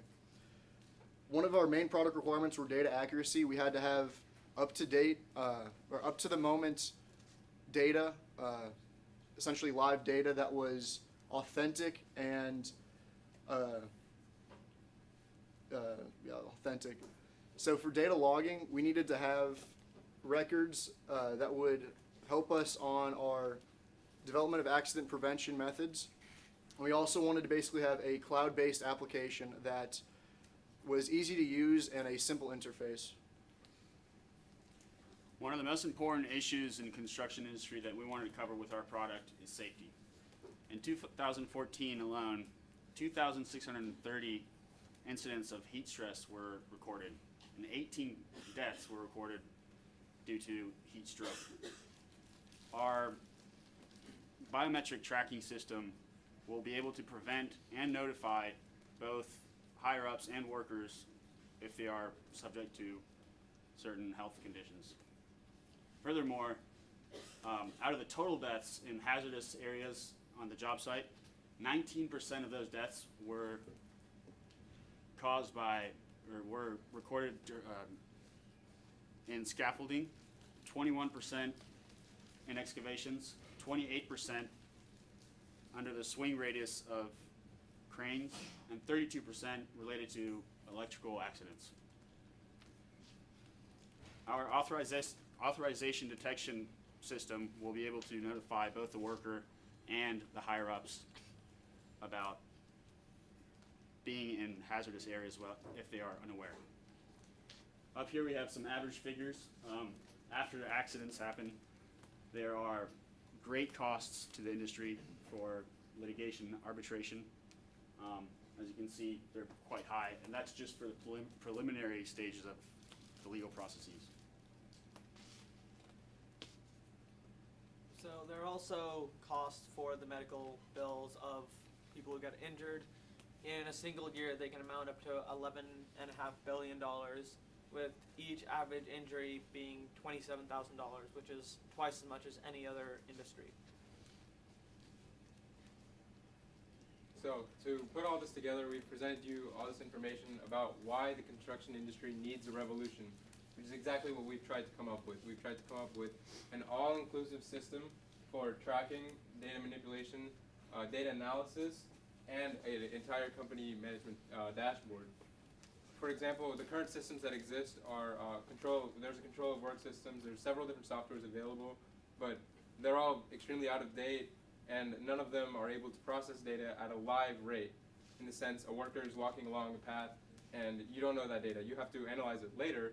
You might be able to do that, but nothing live. So what we've tried to do is tie together the authorization detector, progress tracker, wearing health, and being able to capture the data and represent it in a meaningful way.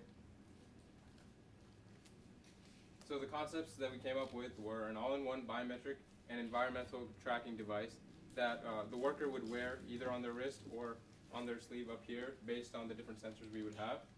The second idea we came up with was using a smartphone to do this, as well as using a wearable tracker. So these two devices would interconnect and be able to transmit data back to the web server. Then the third idea was to use an autonomous drone to do all these tasks, as in go through the construction site and take data points, or data from each of the different GPS points that it would be programmed to do, and then save the data. So our solution was to integrate one device that each worker wears, which is small and does not have as many sensors as the larger device that only a superintendent carries. The purpose of this was to reduce cost, because we didn't want, there's so many data volumes that we wanted, but we didn't need it from every single worker. And since the superintendent has to walk around the entire construction zone anyways, there's no point in having those sensors on every single worker. The one that the worker wears looks like the CAD display that we have here.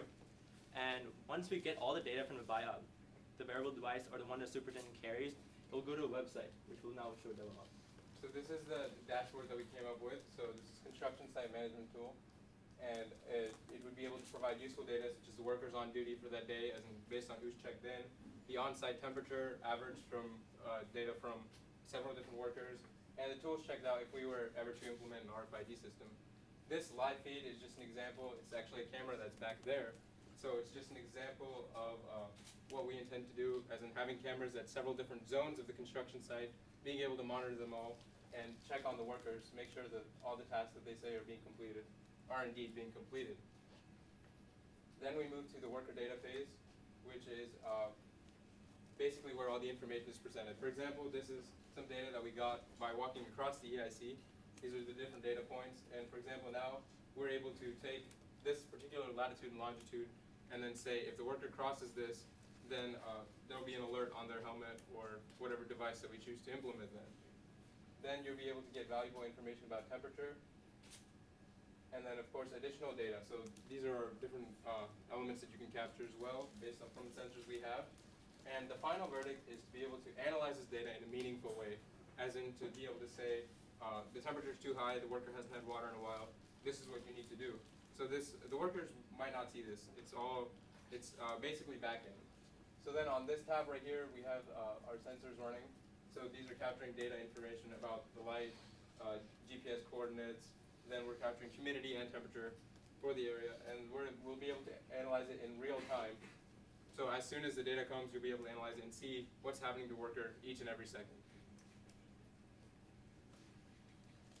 Alright, so these capabilities all fall into three sections: data analytics, survey reports, and data records. In data analytics, we are able to keep track of each individual worker's biometrics, temperature, humidity, to track in real time their health and safety on the work field. In survey reports, we're able to receive the ambient temperature, humidity from a sensor, microcontroller that the superintendent wears and walks around with, and we're able to optimize safety procedures with that. And data records, we're able to. Okay, CSM, thank you very much. It's time for the judges' questions.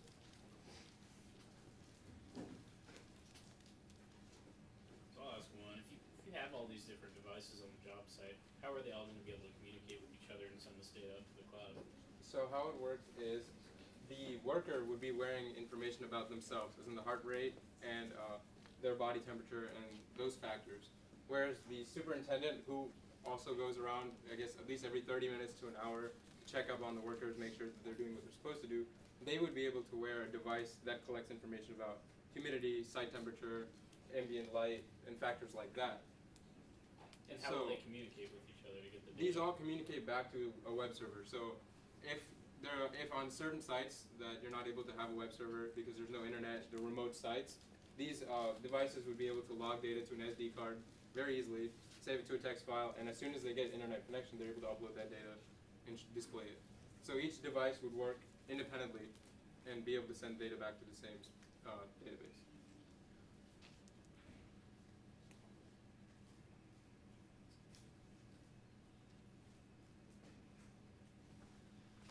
Yes. I think I'm going to ask a very challenging question.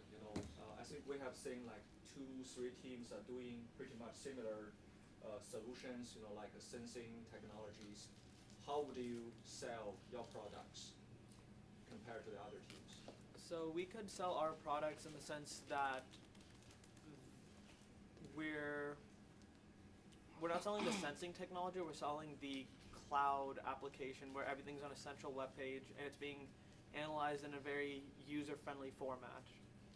So all the site managers we need to do is go to the web page, look at all the data on the projects and the workers, and be able to make a decision far faster than having to walk around the entire site and make a decision then. Also, because we're on a web page, it is highly expandable, so we can incorporate a lot more software into it, a lot more information, and has a lot of room to grow and move into industry. And as I stated before, like the control of work softwares that currently exist are very out of date. They're not very user-friendly. We took a good look at a few of them, and then we realized that, again, you have to train people to be able to use something like that. This is quite user-friendly. I mean, it's very intuitive, and again, the scalability of a website means that you can have this information on all of your different job sites across the entire company. And if you need to access the records of any particular worker, you can do that.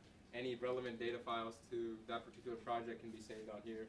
It's an entire dashboard, basically.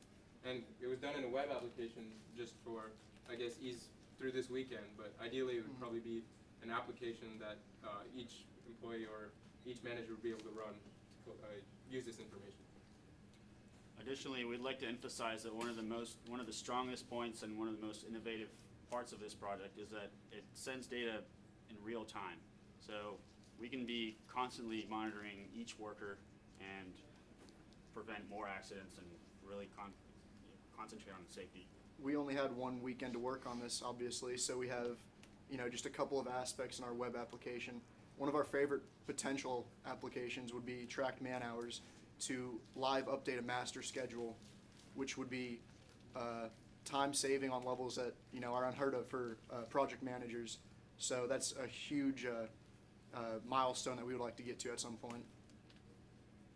Yeah, the tracking labor like that could be very Huge. powerful metric. Yeah. Of the devices that you spoke about, the superintendent's device and the field worker's device and the cloud application, what did you actually get the prototype? I see the prototype over there. So- What component would that be? This is the superintendent's device right here, and that's the device with the temperature sensor, light sensor, and the light sensor also connects to the other board as in the worker. So we can't demo right now, but what we were able to do is that when the light sensor value dropped below a certain threshold, the LED would light up.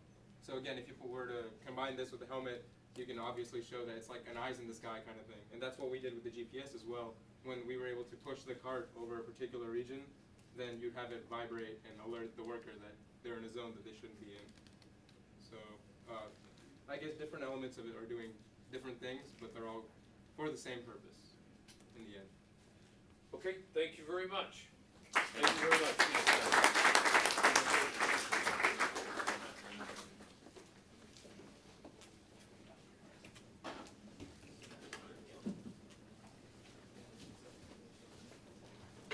And smart safety is next.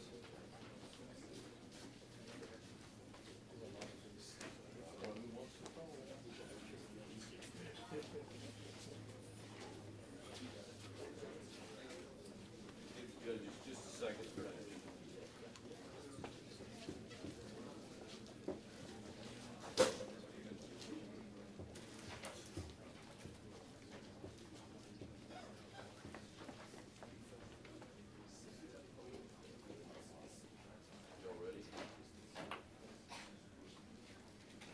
Okay, thank you. Take it away. My name is Jinju Zheng. My name is Yu Hao Wang. I'm from mechanical department. Hi, I'm graduate student from electrical engineering department. My name is Sarthak. Hi, I'm Praneeth. I'm from electrical engineering department and I'm a graduate student. Marion Todd. I'm in computer engineering. I'm Yu. I'm come from material science and engineering. And we are smart safety.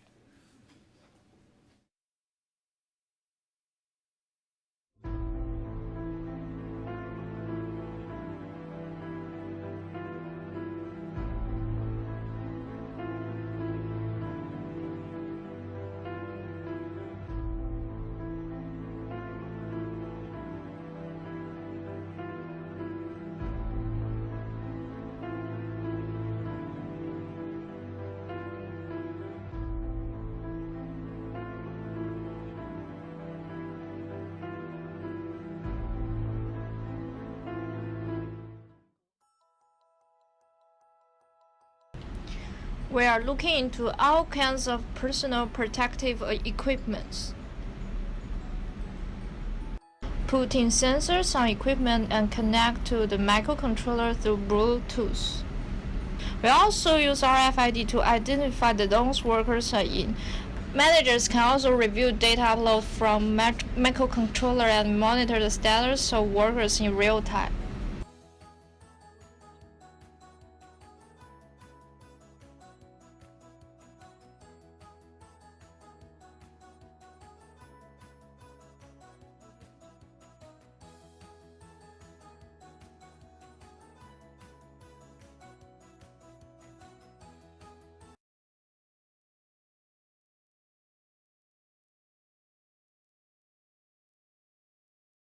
Illustrated in the video, and we will go through what is PPE and the cost of injuries, how we plan to solve the problem, and how we upgrade our plan, what we get now, and what is the further development. So PPE stands for personal protection equipment, and here you can see a list of them. So we are proposing is to put a slide Bluetooth device on each area of the PPE, and we can monitor the status of PPE without influencing the performance of workers. The PPEs are actually very important in industries. So in the first chart, we can see the lack of proper PPE caused a high percentage of injuries in different kind of injuries. And in private industry, the construction industry costs more on injury than the employment. Also, the fatal injury cost is 40% in the whole injury cost. So the constructor needs to track the PPE wearing conditions, and this makes sure the workers are safe. Yeah, so from the previous slide, it was very much clear that nearly more than 60% of the injuries that are happening in a construction site is because of not wearing a PPE. So let's look at what is at stake. It's not just about the money which the construction company is losing. It's also the credibility of the company. Credibility of the company will be lost if a worker is dead on the spot, and also they'll be losing their man hours because of the disruption in this. There'll be a lot of other factors which you have to consider, which a company is losing because of these kind of accidents. So that formed a basis for our for our project. So we started with the portable, and it should cheap. This is an IT technology. Everything should be portable and everything should be cheap. So we had those 2 points in our mind before starting this thing, and then we need. Once again, since there is an IT technology, everything is automated. We don't want someone to again analyze the data which is being sent from the sensors. So we thought of developing something which has an alarm system, maybe a buzzer on board of a buzzer on every place, and also where a system which can actually take action by itself without any human intervention. So those are the 3 points which we had in our mind, and then we started with maybe tracking what are the PPE, maybe the helmet or goggles or maybe the gloves. We thought of tracking them using an RFID tag, so that whenever a worker is entering into a location, we just scan all these equipment, and then maybe we'll make sure that a person is wearing them. But that's not sufficient, because we're not just looking at the PPE equipment entering into the construction site. We just have to make sure that they're wearing them. It's not just the PPE equipment entering into the construction site. So we scrapped up the idea of RFID tags, and then we thought of and another thing that we thought of is, it's not just about wearing PPE equipment once again. It's about wearing the necessary equipment in the particular location. There are various construction sites, and each and every construction site requires its own PPE. So we also have to make sure that the construction worker is wearing the PPE which is required for that location. So these are constraints which we had. These are the specifications which we thought of, and then finally we have come up with a solution where each and every we have, imagine me as a construction worker maybe. So I have I will be having a chip of this size. It's a Node MCU. This is not Node MCU, but yeah, Node MCU will be of this size. It can collect data from nearly some 8 sensors at once, and it can transmit data to the cloud. We have used ThinkSpeak, which we will be seeing in the next slides, to send data and also to analyze it and also to act upon it. Because obviously, if there is something which is happening which is abnormal, we don't again need some human intervention. We need something to act upon it. May it be calling the manager, or may it be calling an ambulance if there is some kind of emergency. So the final product will look like, let me help you imagine it. If I'm wearing a vest, I'll be having a chip of this kind inside the vest. It's a very small one. It can collect data from all the PPE equipment, and then it can transfer it to the cloud. So each and every one will be having those things. And Aaron will now explain how we actually approach the plan. So, first we started out, with just the light sensor, with the TI-CC 3200, which is just a microcontroller that we had available to us. And we were going to go with geofencing, and then we realized that GPS really isn't accurate enough, that it couldn't be implemented in remote locations, that there are various issues with that. But the basis is we uploaded it to ThinkSpeak, and then we could look at all the sensors that we had, and if, say on the vest, if we had a light sensor, if the worker isn't wearing it or has it undone, it's going to be getting more light than if it's actually closed against their body like they're supposed to properly be wearing it. So then, if they're not wearing that proper equipment or that wearing it properly, then they can notify the manager and the worker.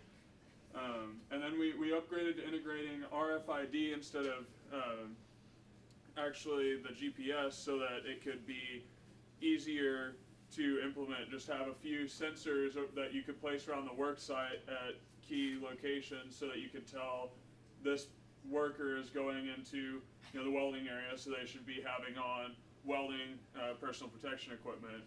And then the same concept, we dealt with everything goes up to the ThinkSpeak cloud and can be analyzed. So I'd like to take the rest of this. Yeah, this is just an example of the interface where a Bluetooth sensor can send the data to whatever the device it is. Here we have used a mobile phone, and then from mobile phone it has gone to ThinkSpeak visualization, where the manager can completely visualize whatever the data is coming. And I guess it's better to show it through a video. Yeah. Each piece of PPE will have a little sensor in it capable of communicating with the main unit that will send data to the cloud. Integrated with an RFID card on the hard hat, it can identify what workers are entering and what access point, then check the proper safety equipment is being worn. In the cloud, we can display everything in real time and send notifications to alert the manager if a worker is not wearing the proper equipment. In the future, we hope to develop an app that can better interface with all our data.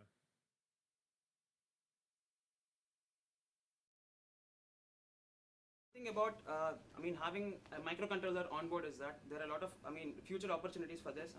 If you hook up a pressure sensor maybe on top of the helmet, and if there is any impact on the helmet, maybe something fall on him, or maybe he fell down, without any human intervention, without waiting for any response from any human, maybe the manager or someone, you can just since everything is on cloud, you can just write an if statement that if the pressure on this helmet is more than that, call an ambulance. And also, we also thought about foolproofing this thing, and it's basically foolproof because if some worker wants to maybe throw a napkin on it and maybe obstruct the sensor, he cannot do that because everything is hooked up to this central microcontroller. So you can't just put your helmet somewhere and just leave out of this. Since this has a BLE, low energy Bluetooth, its range is really small, so it can only track maybe 1 meter or so something. Maybe 3 meters like that, so that it's only one. You can only track the sensors which are one by here. So, even if he throws it somewhere, it's gone. Okay, thank you very much. Judges, you got 5 minutes for questions.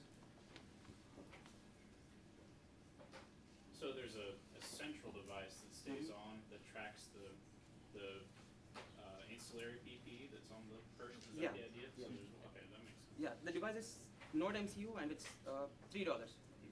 And that's the retail price. I'm not talking about wholesale price or if we develop it by ourselves as a product. So the retail price is $3, so it's very cheap. Yeah.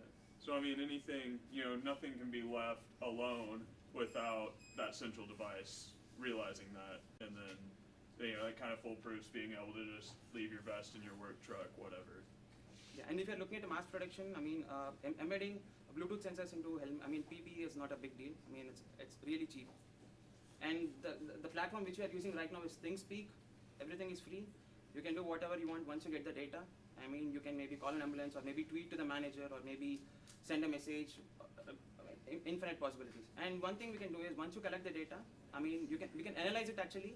And then, for example, if he has a company, a construction company, and he is the manager, and he can actually look up at the data and he can see that if maybe 80% of his construction workers are not wearing gloves, it means that obviously there is something wrong with the gloves. Maybe they're not comfortable. Then that kind of data analysis will actually help him to go back and retrospect and maybe change the product as a whole. So that's not just from the safety point of view. It will help the management as a whole. And since there is a microcontroller on board which 10 GPI opens, we can this is just the beginning. If you hook up a heart sensor, it can give the vitals through the cloud. Or else if the manager wants to warn everything, you can hook up a buzzer to this, and it will ring. So, and the best part is it's cheap. It's just $3 retail price. If you're looking at the wholesale and this thing, it's. Go ahead. Yeah. Does it only track their PPE when they walk into a certain area, like when they walk by that barrier, or like if I'm in this area? It continuously tracks it. It's a lifetime. Okay. Yeah, and the best part is while he's entering into a different location, there is always the RFID tag. So RFID tag will check with these, whatever is the PPE, and if RFID tag and this matches, it's good. If a guy who's authorized for section 1 is entering into section 2 wearing the PPE authorized for section 1, the alarm goes off because that's what is not required over here. So research team at UIUC actually developed a technology, and they are using visual data, like camera data, to check if construction workers are wearing PPE or not. So, and that project is zero-cost project because they're only using algorithm to tell that machine learning. So what is your benefit over visual data technology? Exactly. If you're looking at visual data technology, you can't interact with the workers back again. So it's just you're looking at them, okay, something's happening, that's fine. But when you have a sensor on board, a microcontroller on board, just like what I told you, it's just the beginning of it. If you hook up maybe a heart sensor to it, or maybe there are a lot of sensors which, lot of vitals which you can actually collect from the workers. If you, maybe for example, someone actually helped with this. just like the example I told you, the pressure sensor on the helmet. If it's transferring data to the microcontroller, and if there is some impact, it can actually call ambulance immediately. So I mean, we are presenting it as a safety tracker, but it has a lot of other potential, which we can get into it. I mean, yeah, we can have a buzzer on it, or if, I mean, there is we actually thought of merging a lot of need statements. I mean, if there is any speeding driver, and if all the workers have to be warned, if there is a buzzer on it, I mean, it can just simply send signal to everyone, and everyone has their own personal buzzer so that they can just move off. There are a lot of potentials. I mean, once you get this working, I mean, the best part is having a microcontroller on board. You can interact with them. It's not just about the PP. Okay, thank you very much.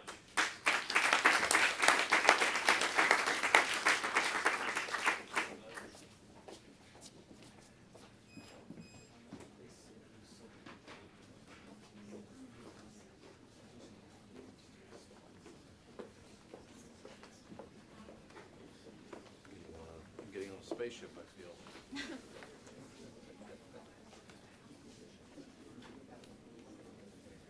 Howdy. Oh, wait. Are you all ready? Yeah, ready. Okay, all right, now go. Howdy. Howdy. Howdy. We have holodeck. Sorry. My name is Diptanshu and I'm a grad student in the mechanical engineering department. My name is Erin Sigler and I'm a freshman general engineering major. My name is William McCandless and I'm also a freshman engineering major. My name is Elise. I'm a senior economics major. My name is Abby Brandon. I'm a freshman engineering major. My name is Alexander Coronado and I'm a sophomore computer engineer. And I have a story to tell you about ABC Construction. So ABC Construction was contracted with a job to build a beautiful hotel with a lavish pool and a nice lazy river around the hotel. When the trucks dropped off the materials at the when the trucks dropped off the material at the staging site, they began construction on the pool. They dug out the earth and they called it a day. It wasn't until the next day that they realized they made a crucial mistake. They had blocked the materials from being able to go from the staging site to the building site. In order to fix this, the company had to invest $1 million into a temporary bridge. The construction industry has the lowest margins of any industry in the United States. Do you really think that ABC Construction had the money to spare? No. And that's why we're here.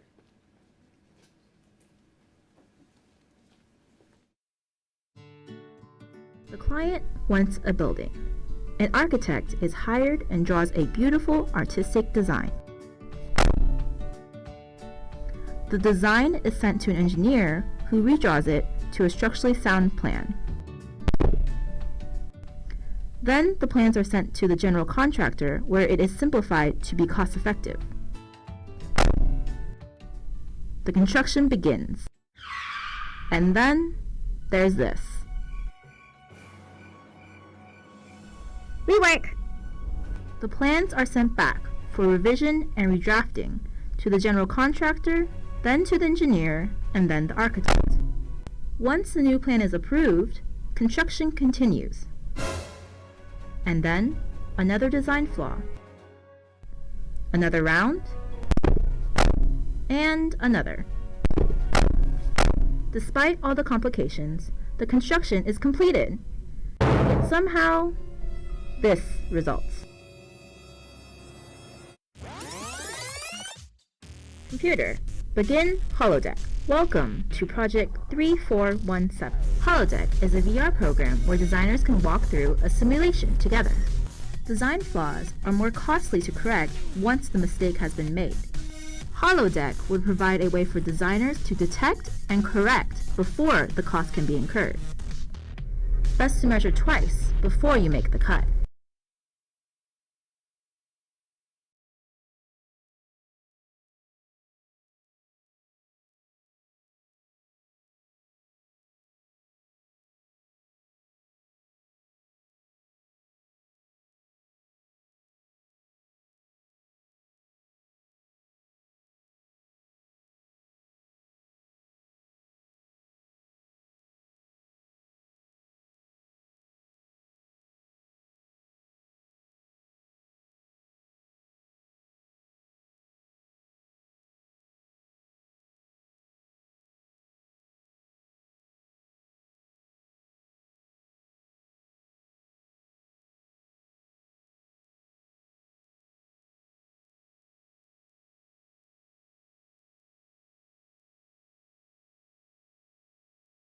actual process isn't. Rework is actually a time-consuming process. If something's wrong at the basic level in the field, it has to go through a paper feedback loop to go to the office, and another paper feedback loop to get down to the field for the problem to be fixed. Another rework problem is the resources. Resources are used to make the problem. Now you have to use resources again to fix the problem. So all this consumption just cuts into the profit margin. Do you know how much reworking costs? $75 billion yearly, and this is just in the US. We want to provide an effective solution for architects, engineers, and contractors to bring down this cost. Oops, you're behind. Current solutions to this problem are from companies such as Econex, Genibelt, and Context VR. Econex and Genibelt are very similar programs that utilize project management with cloud storage. They do not use virtual reality or 3D models, and because they do not do this and include rework, it's difficult for their users to visualize the final design and communicate together. Because they don't have the rework capabilities, Econex has the rework capability. Because Econex doesn't have the rework capability, the rework process is time-consuming in this one. Genibelt has this and it's a little better, but rework is still a major problem.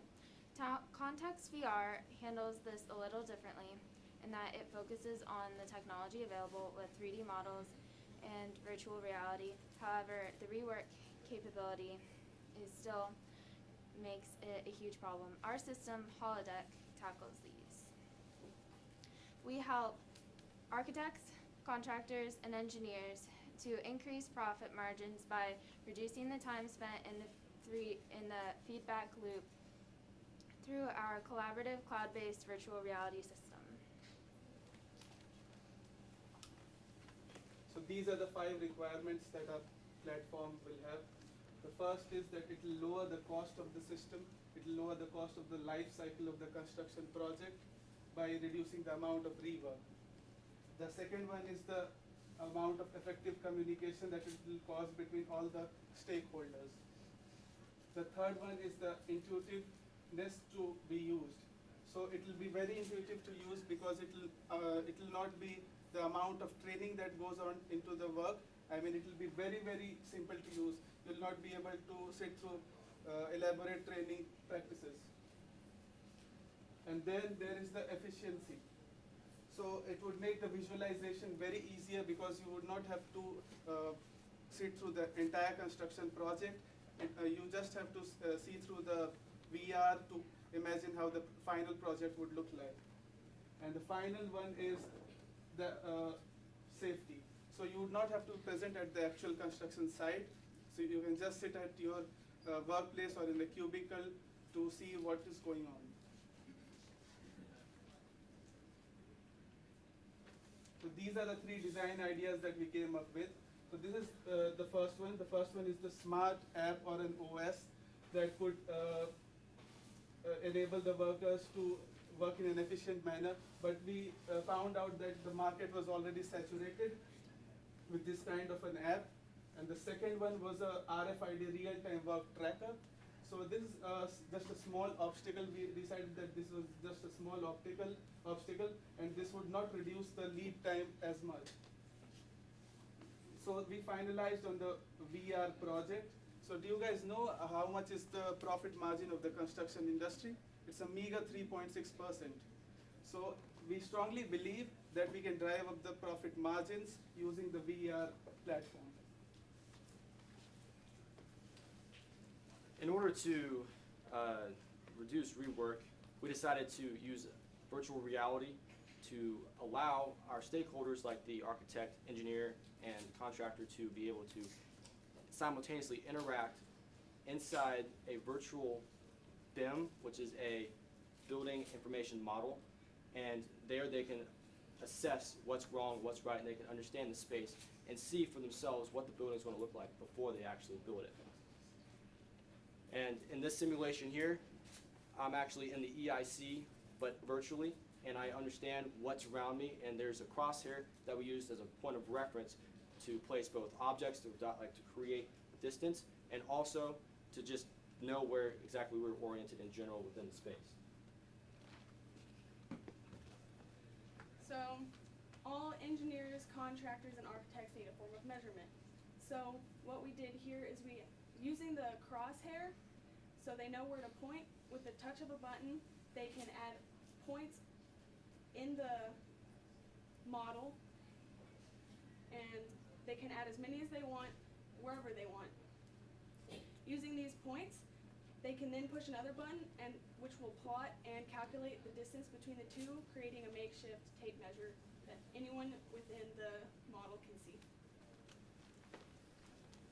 When we work on this further, I am very excited to tell you that one of the main things that we're excited about is being able to record what someone is saying and put it as a comment inside of the model. That way they can comment on things and say what they want about certain parts of the building. Okay, thank you very much. Appreciate it. Everybody give them a round of applause. Judges, you have 5 minutes for questions.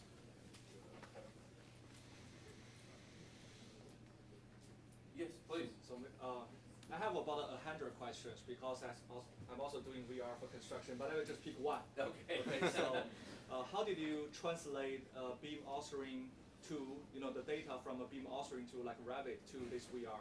Of course, if you design a model in just beam engine, it's useless to the construction. It must be based on the beam authoring too, so how did you do that part? I can answer that. For the amount of time we had, we couldn't fully understand the beam authoring and the different aspects of the BIM model. So instead what we did was we instantiated a new object whenever we pressed a button.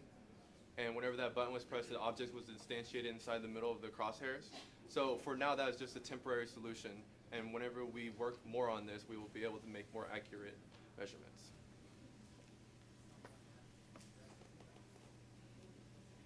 So there's a program called Navisworks that's used for BIM models.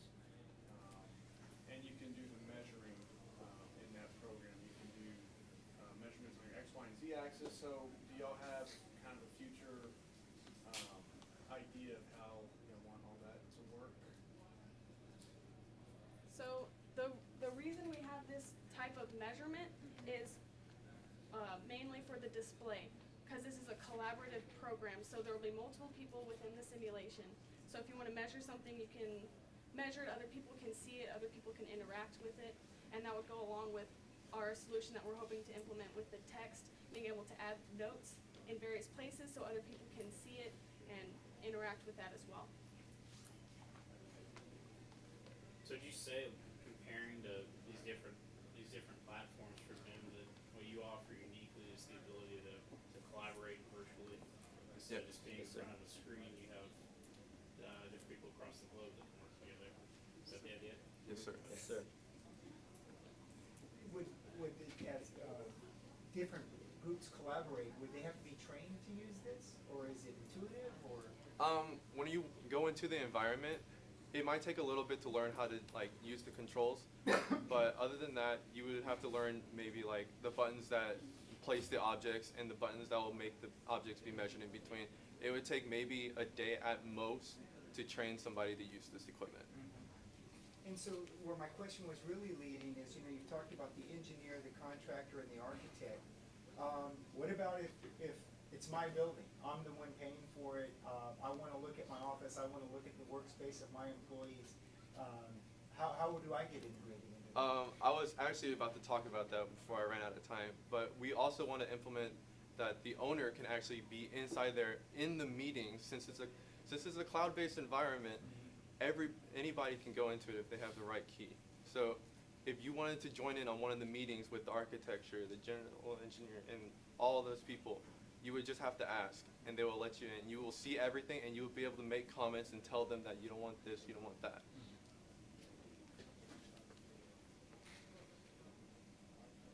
Okay. All right. Thank you very much.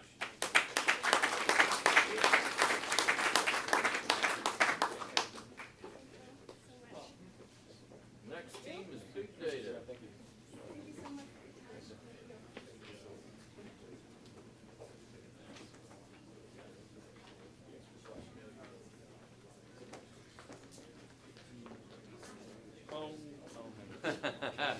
on, it's like a hot potato. You're passing it around, huh? I'm sorry about that. Oh, no, it's fine.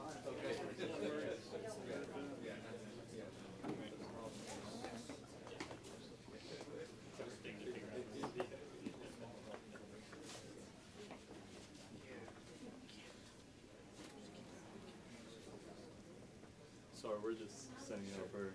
Yeah, we need to wait for the judges anyway. Oh, okay. Yeah, That's y'all are good. Y'all are good.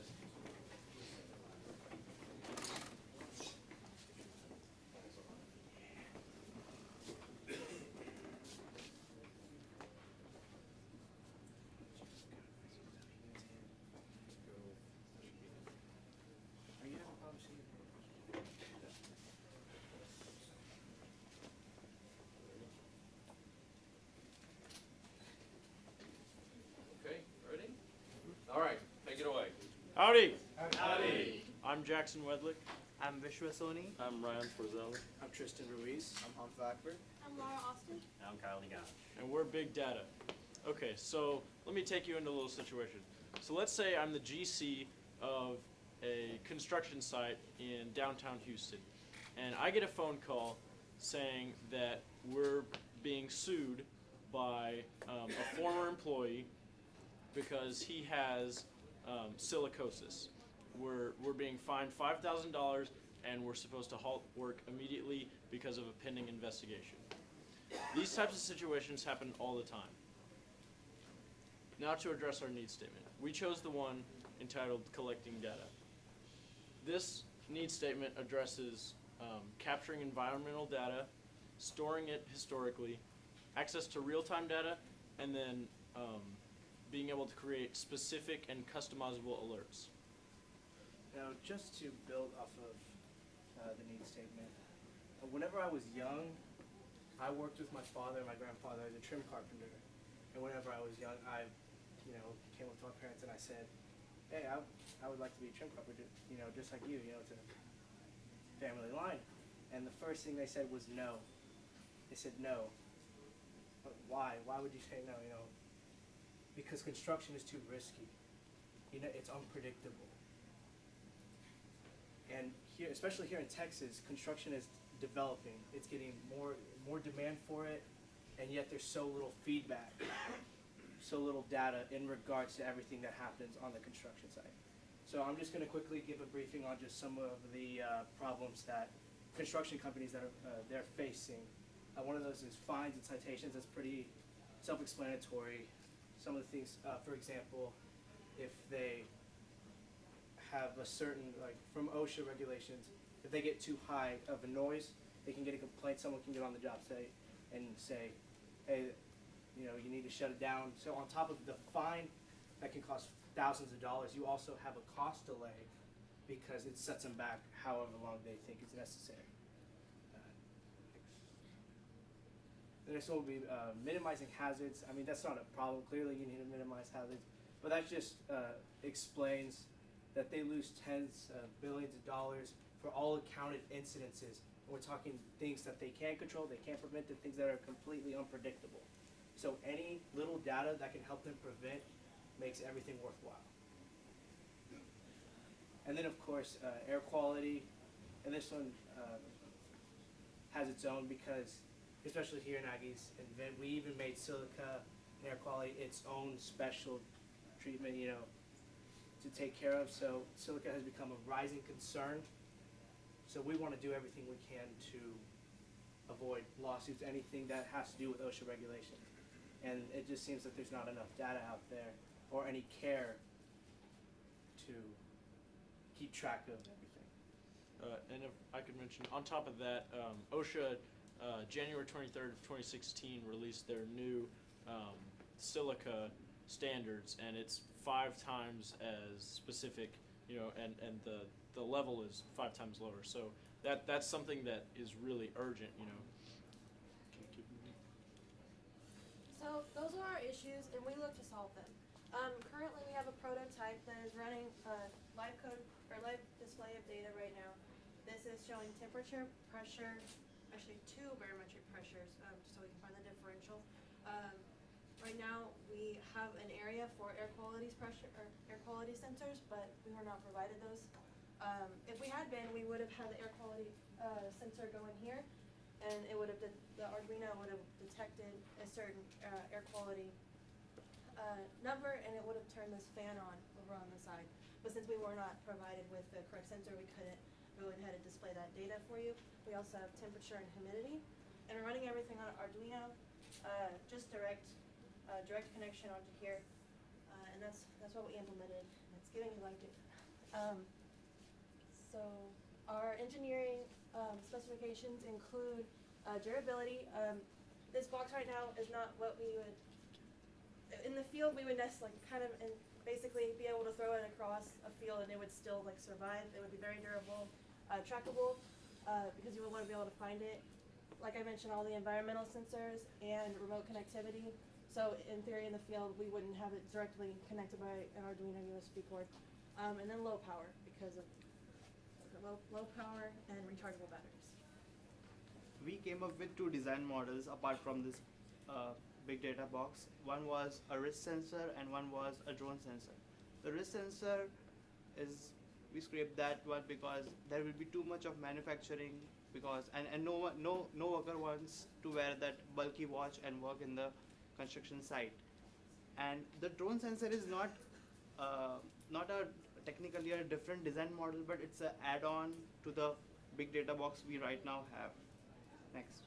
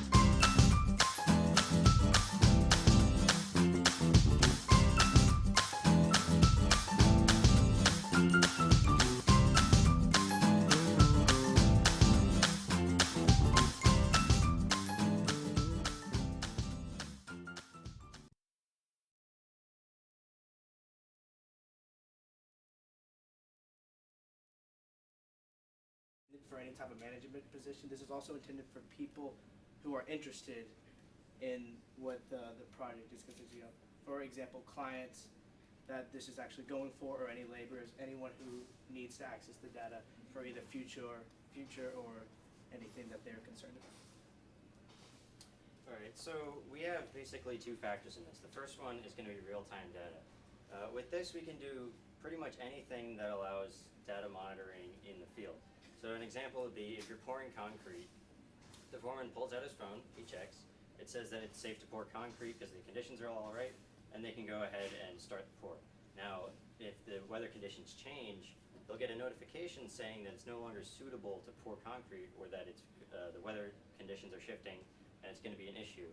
And so the sooner that they know, the more they can do to prepare, and so that they don't have cracks in the concrete when it's forming, and they don't have issues that they have to tear it up and do it again later. And then the second thing we have is historical data. This is basically just storing all of the data that we collect, keeping it in a database, so that if you need to go back in the case of a lawsuit, going against tickets, OSHA violations, any of that stuff, you have the data, which is your own intellectual property because you collected it yourself, and it'll stand up in court so that you can defend yourself, and it'll make it a lot easier, so you'll save on lawyers as well as time. Here we have just a basic data flow of how everything works.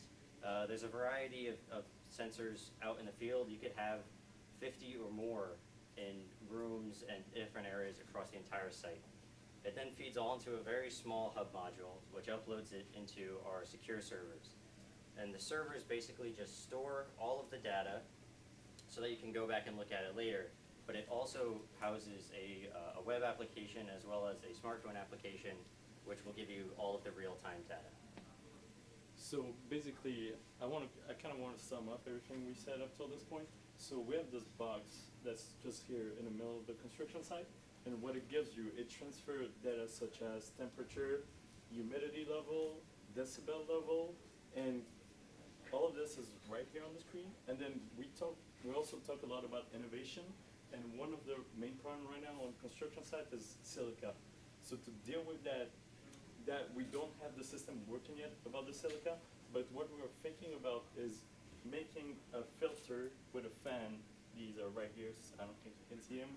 And we wanted to catch the silica particle in the filter, and then by measuring the pressure on one side of the box and then the other side of the box, take the difference of that, and then we would be able to get a percentage so we have the air pollution in that. And if we can transfer these data to the supervisor, I think that's going to be extremely helpful in dealing with these problems on the construction site. And thank you for your time. Yeah, that's it. Thanks. Thank you.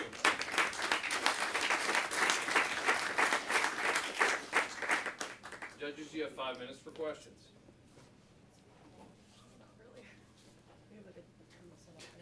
So in your silica solution that you talked about, have you factored in what different environments would do in different settings with different air pollutions, and what do you think that design would be effective? This is the first thing we thought about, because we thought about something else first. We wanted a dust sensor, and we talked, and I don't think they had the material for that, so we couldn't make it.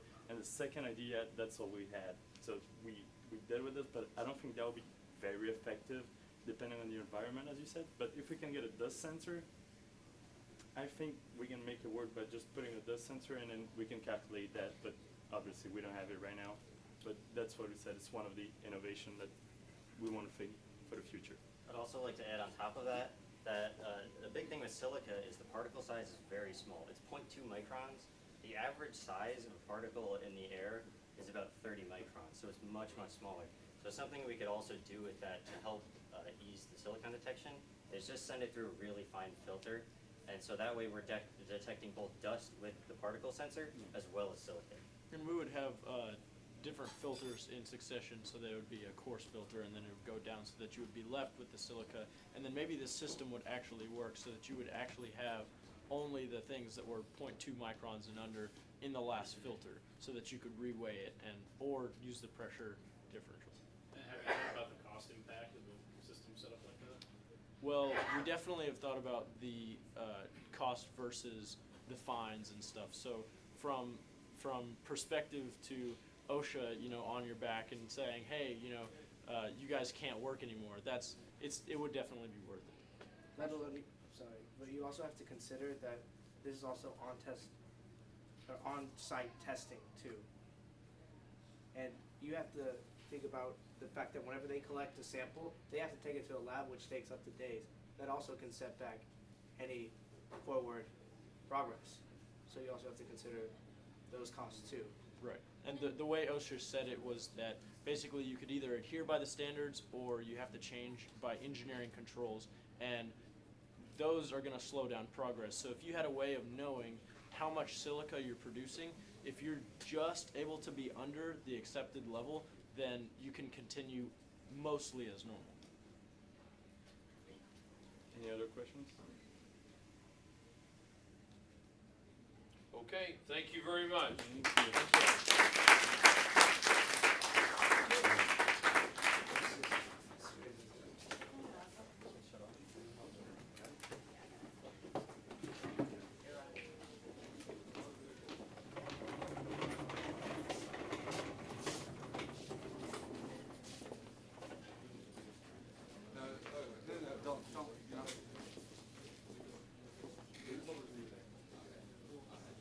Unless you say otherwise. What? We weren't allowed to touch the drone and bring it over here. Yeah, you can bring it over. Okay. You can put it on that wooden table.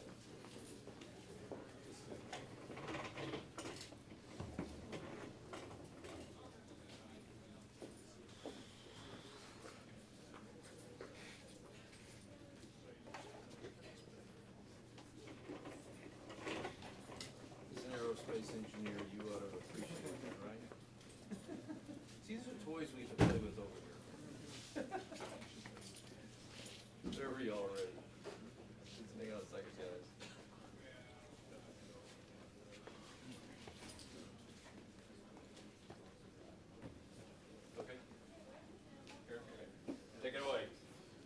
Howdy, my name is Jorge Ramirez, and I'm a sophomore electrical engineering major.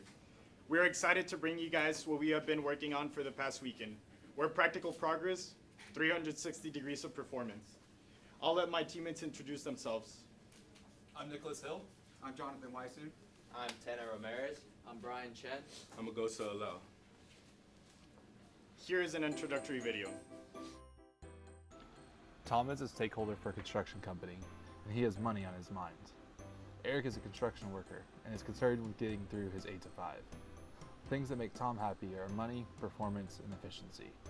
The things that make Eric happy are job security, safety, and comfort.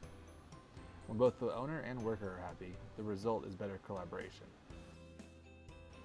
Tracking progress on a job site is how Tom knows what's going on with his company. And currently, this is carried out by Eric taking photos on his phone. This process is unorganized, incomprehensive, and inefficient. So how can progress be better tracked on the job site? And how can that data be made available and accessible? Well, we at Practical Progress have developed a way to integrate drone technology and 360-degree camera technology to help Tom better visualize project progression. The PP360 drone, supplied with an easily accessible user interface, provides a safer, more efficient, and more organized way to track progress on a job site. By increasing transparency and accountability, customer satisfaction is increased. Busy CEOs and shareholders have a way to quickly and easily track progress and follow the history of their projects.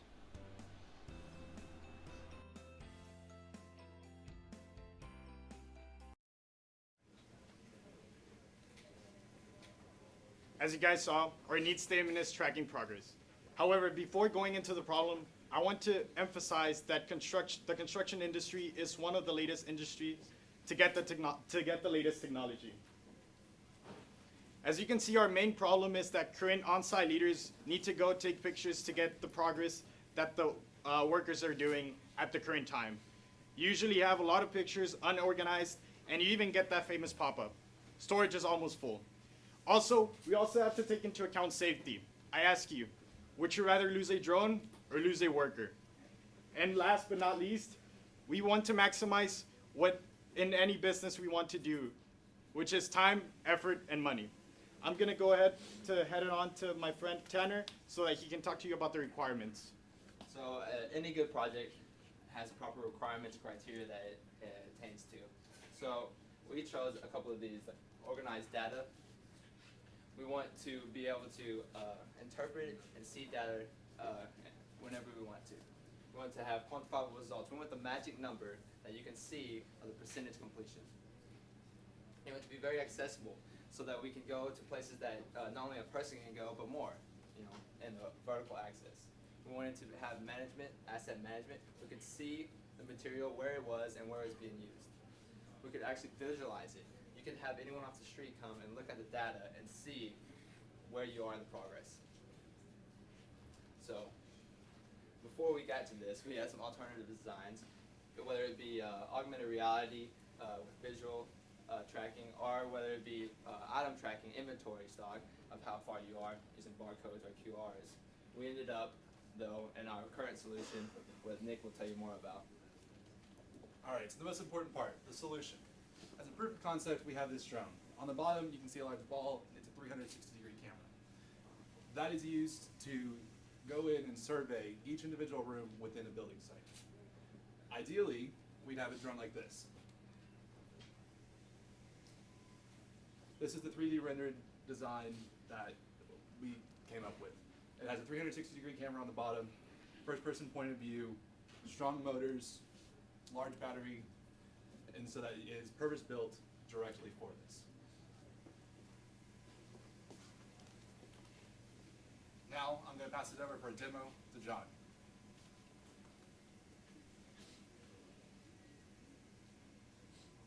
What you're watching here is our prototype, the PP360 video in the back room of the EIC over there. The tables beneath it represent the obstacles on a typical construction site. As you can see, the operator stands in a central location away from potential safety risk, so this also helps keep the operator safe and out of harm's way. In addition to this, we also believe our final project, our final our final drone will have a higher resolution with the use of 4K cameras. And with this final project in mind, we designed a user interface based on what our final data received will be like. And with that, I'll hand it off to Brian.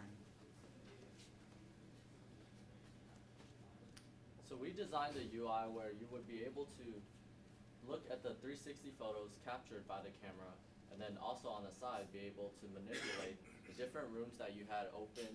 And as you can see, the user is currently just looking around at the 360 capabilities. And then just now they opened timestamp notes, which allow for upper management and on-site managers to be able to communicate with each other in any like delayed shipments or anything that might impede progress from continuing.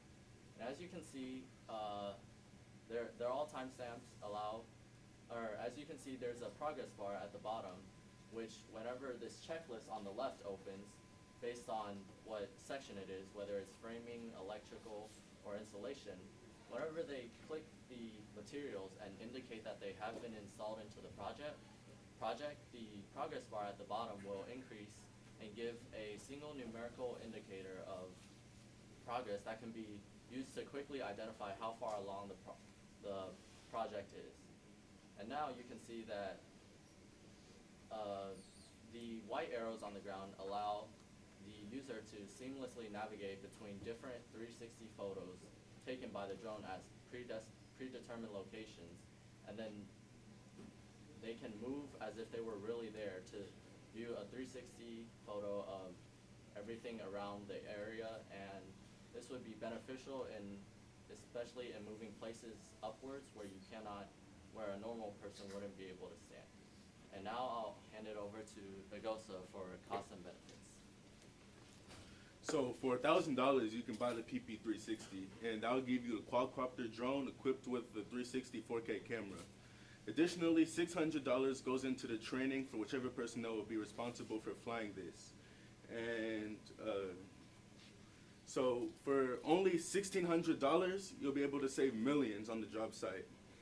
And some of the benefits of the PP360 include organized and comprehensive visuals, efficient materials tracking, safer access to hard-to-reach places, quantifiable results, easy user interface, and many more benefits. Now back to Nick. All right, so where do we go from here? The future work that's needed is to finalize production on the drone. And that will be, also require a partnership with a 360-degree camera manufacturer that can build a camera purpose-built to seamlessly integrate into the drone. On top of that, we need to build software. The software will do automatic flight control along with GPS waypoint selection for each room, and so that you can see on a day-to-day basis the same pictures from the same viewpoints showing your progress. On the post-processing side, we need to do photo registration, and that is where you take multiple different photos, bind them together, and to make a 3D model. This will allow for the user interface to do the virtual tour type video that we showed, with going from room to room, seeing, and you can go in 4 degrees of freedom. X, Y, and Z are spatial degrees as well as time. So no matter what day you're looking at, you can see the future progress that's made in following days or the previous days. This concludes our presentation. I'll open the floor for any questions. Thank you.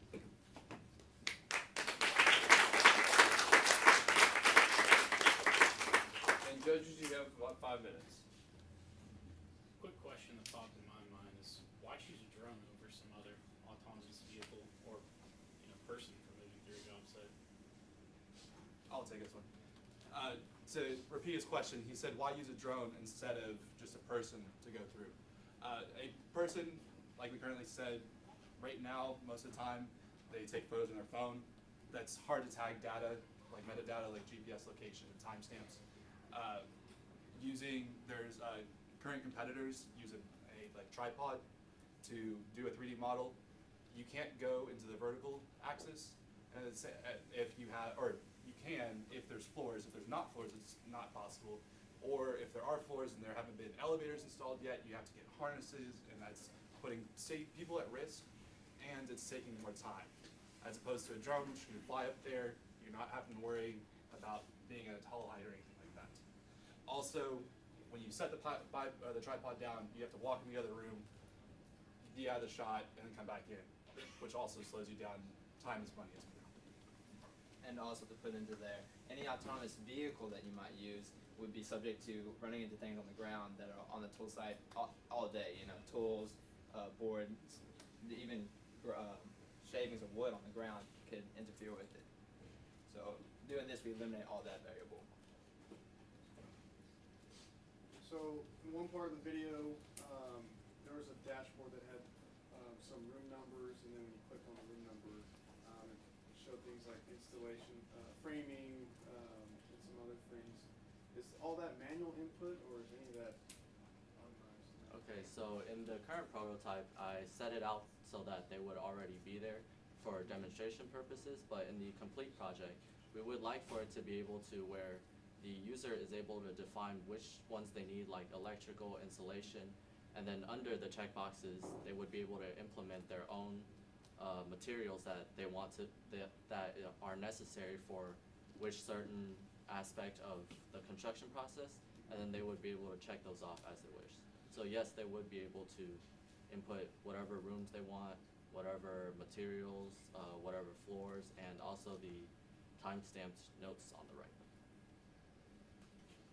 I guess a major challenge of your solution is still the indoor navigation. So other than GPS, what kind of technologies have you tested or? There is a tech here who, with his own limited experience, is able to fly through doorways. It doesn't take much training, and that's what the training kind of covers. Just to manual flying. Yes. And so the drone that we built is significantly smaller than the door frame. And as you can see, the 360 camera is not very big. And so you don't need a very large drone. So it's not, there's a lot of room for error to go through. Additionally, you could use, there's tons of sensor technology that's already been developed that's like anti-crash software that will, proximity sensors, and as soon as you get close to something, it reverses itself. And you could easily modify that in order to go through doors, which is the hardest thing to do because it's the smallest room for error you have. Like the Phantom 4 that DJI has created and the Mavic Pro that they have both have that feature, the sensor in the front. So it's already implemented in those devices. Even at their at-home function, when they come home after its battery's dead in your remote or what, they will abort it. They will, if they see an obstacle in front of them, they will fly up and go over it. We would just modify that. So to quantify those cost savings, how long do you think factoring in battery time would take with your drone of choice to scan a building like the EIC? A building with like the EIC, I would estimate about one battery charge. It's not super large. There's nice large open rooms, and so the data can be taken from one or multiple waypoints if you like. And the batteries aren't, battery technology is increasing or improving every day. And so the batteries would not be ridiculously expensive, that buying extra batteries would become a problem. And the fact that it may not be very long for the battery life is not too big of a deal, like I like to say, because you can buy more batteries. And finding that ratio of power and battery life for your quadcopter would be one of those things we'd have to research even more extensively, just to get the right ratio that's perfect for that situation. But with the racing quadcopters that are now like DRL, I'm sure y'all know the DRL Racing League. It's even on ESPN. They have such acrobatic capabilities and power that they could easily do that. We're just transitioning it for a more unique situation. Okay, thank you very much. That's all the time we have for questions. Appreciate it.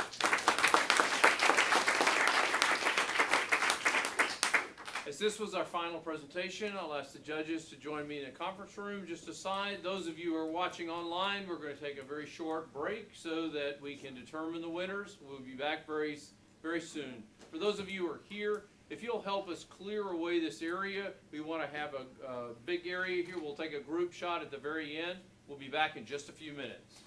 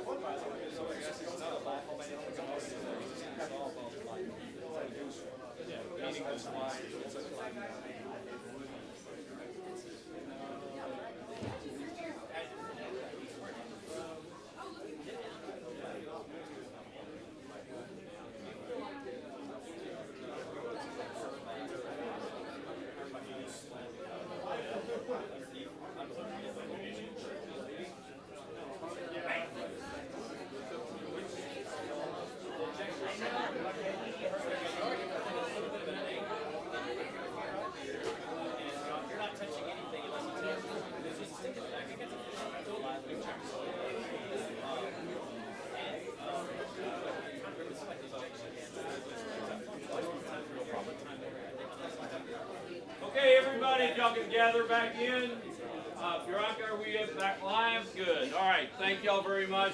Thank you again for everybody that participated this weekend. You did tremendously difficult and really innovative work. I want to encourage you, for those of you who are interested, please continue these projects. Some of these projects have really got some true innovation in them, and I think there are some areas that you can continue to improve. We want to help you. We want to give you the resources. I have grant money to continue to fund a prototype and project for you. So please contact us. Please get back in touch with us. Please use some of our grant money to continue your projects. Again, I want to say thank you so much for the weekend.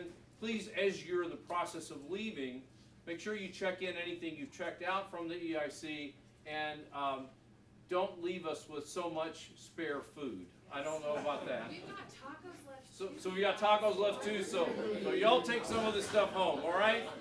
Now I'm going to stop jabbering and tell you what you really want to know. All right, for the third place winner for this weekend, and we're going to provide you with a check for photo opportunities, right? Not cashable.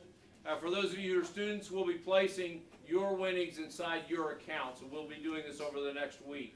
I need the checks back. Please feel free to take pictures afterwards, and we'll take a big group shot, and then you can take pictures with whoever. The third place winner is Aggieland Dynamics.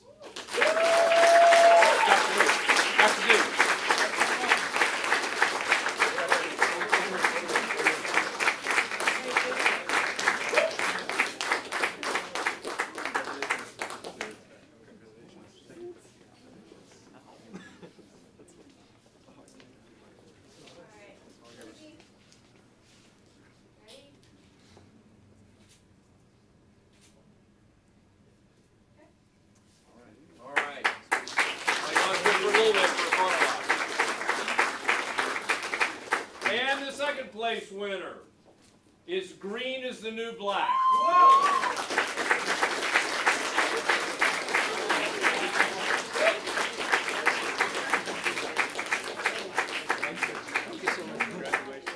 Thank you so much. Y'all move over a little bit. Move over. There you go. Okay. Okay, everybody can take this. I don't think that far. Was that too far? Yeah, back over. Move back my way. It was too far. Right hand. Stop. Come this way. Come this way. Come this way. Come this way. Keep coming. Keep coming. Keep coming. Okay, perfect. Ready?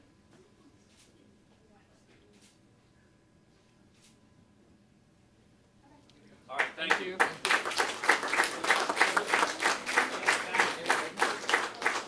And the first place winner for this weekend, it's a climb.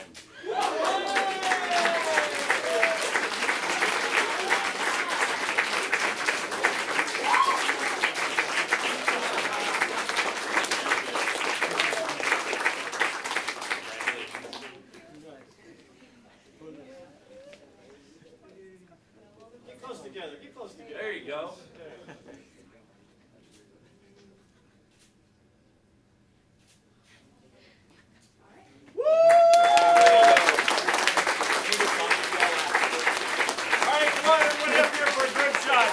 Mentors, everybody, come on up. Come on up. Everybody come up.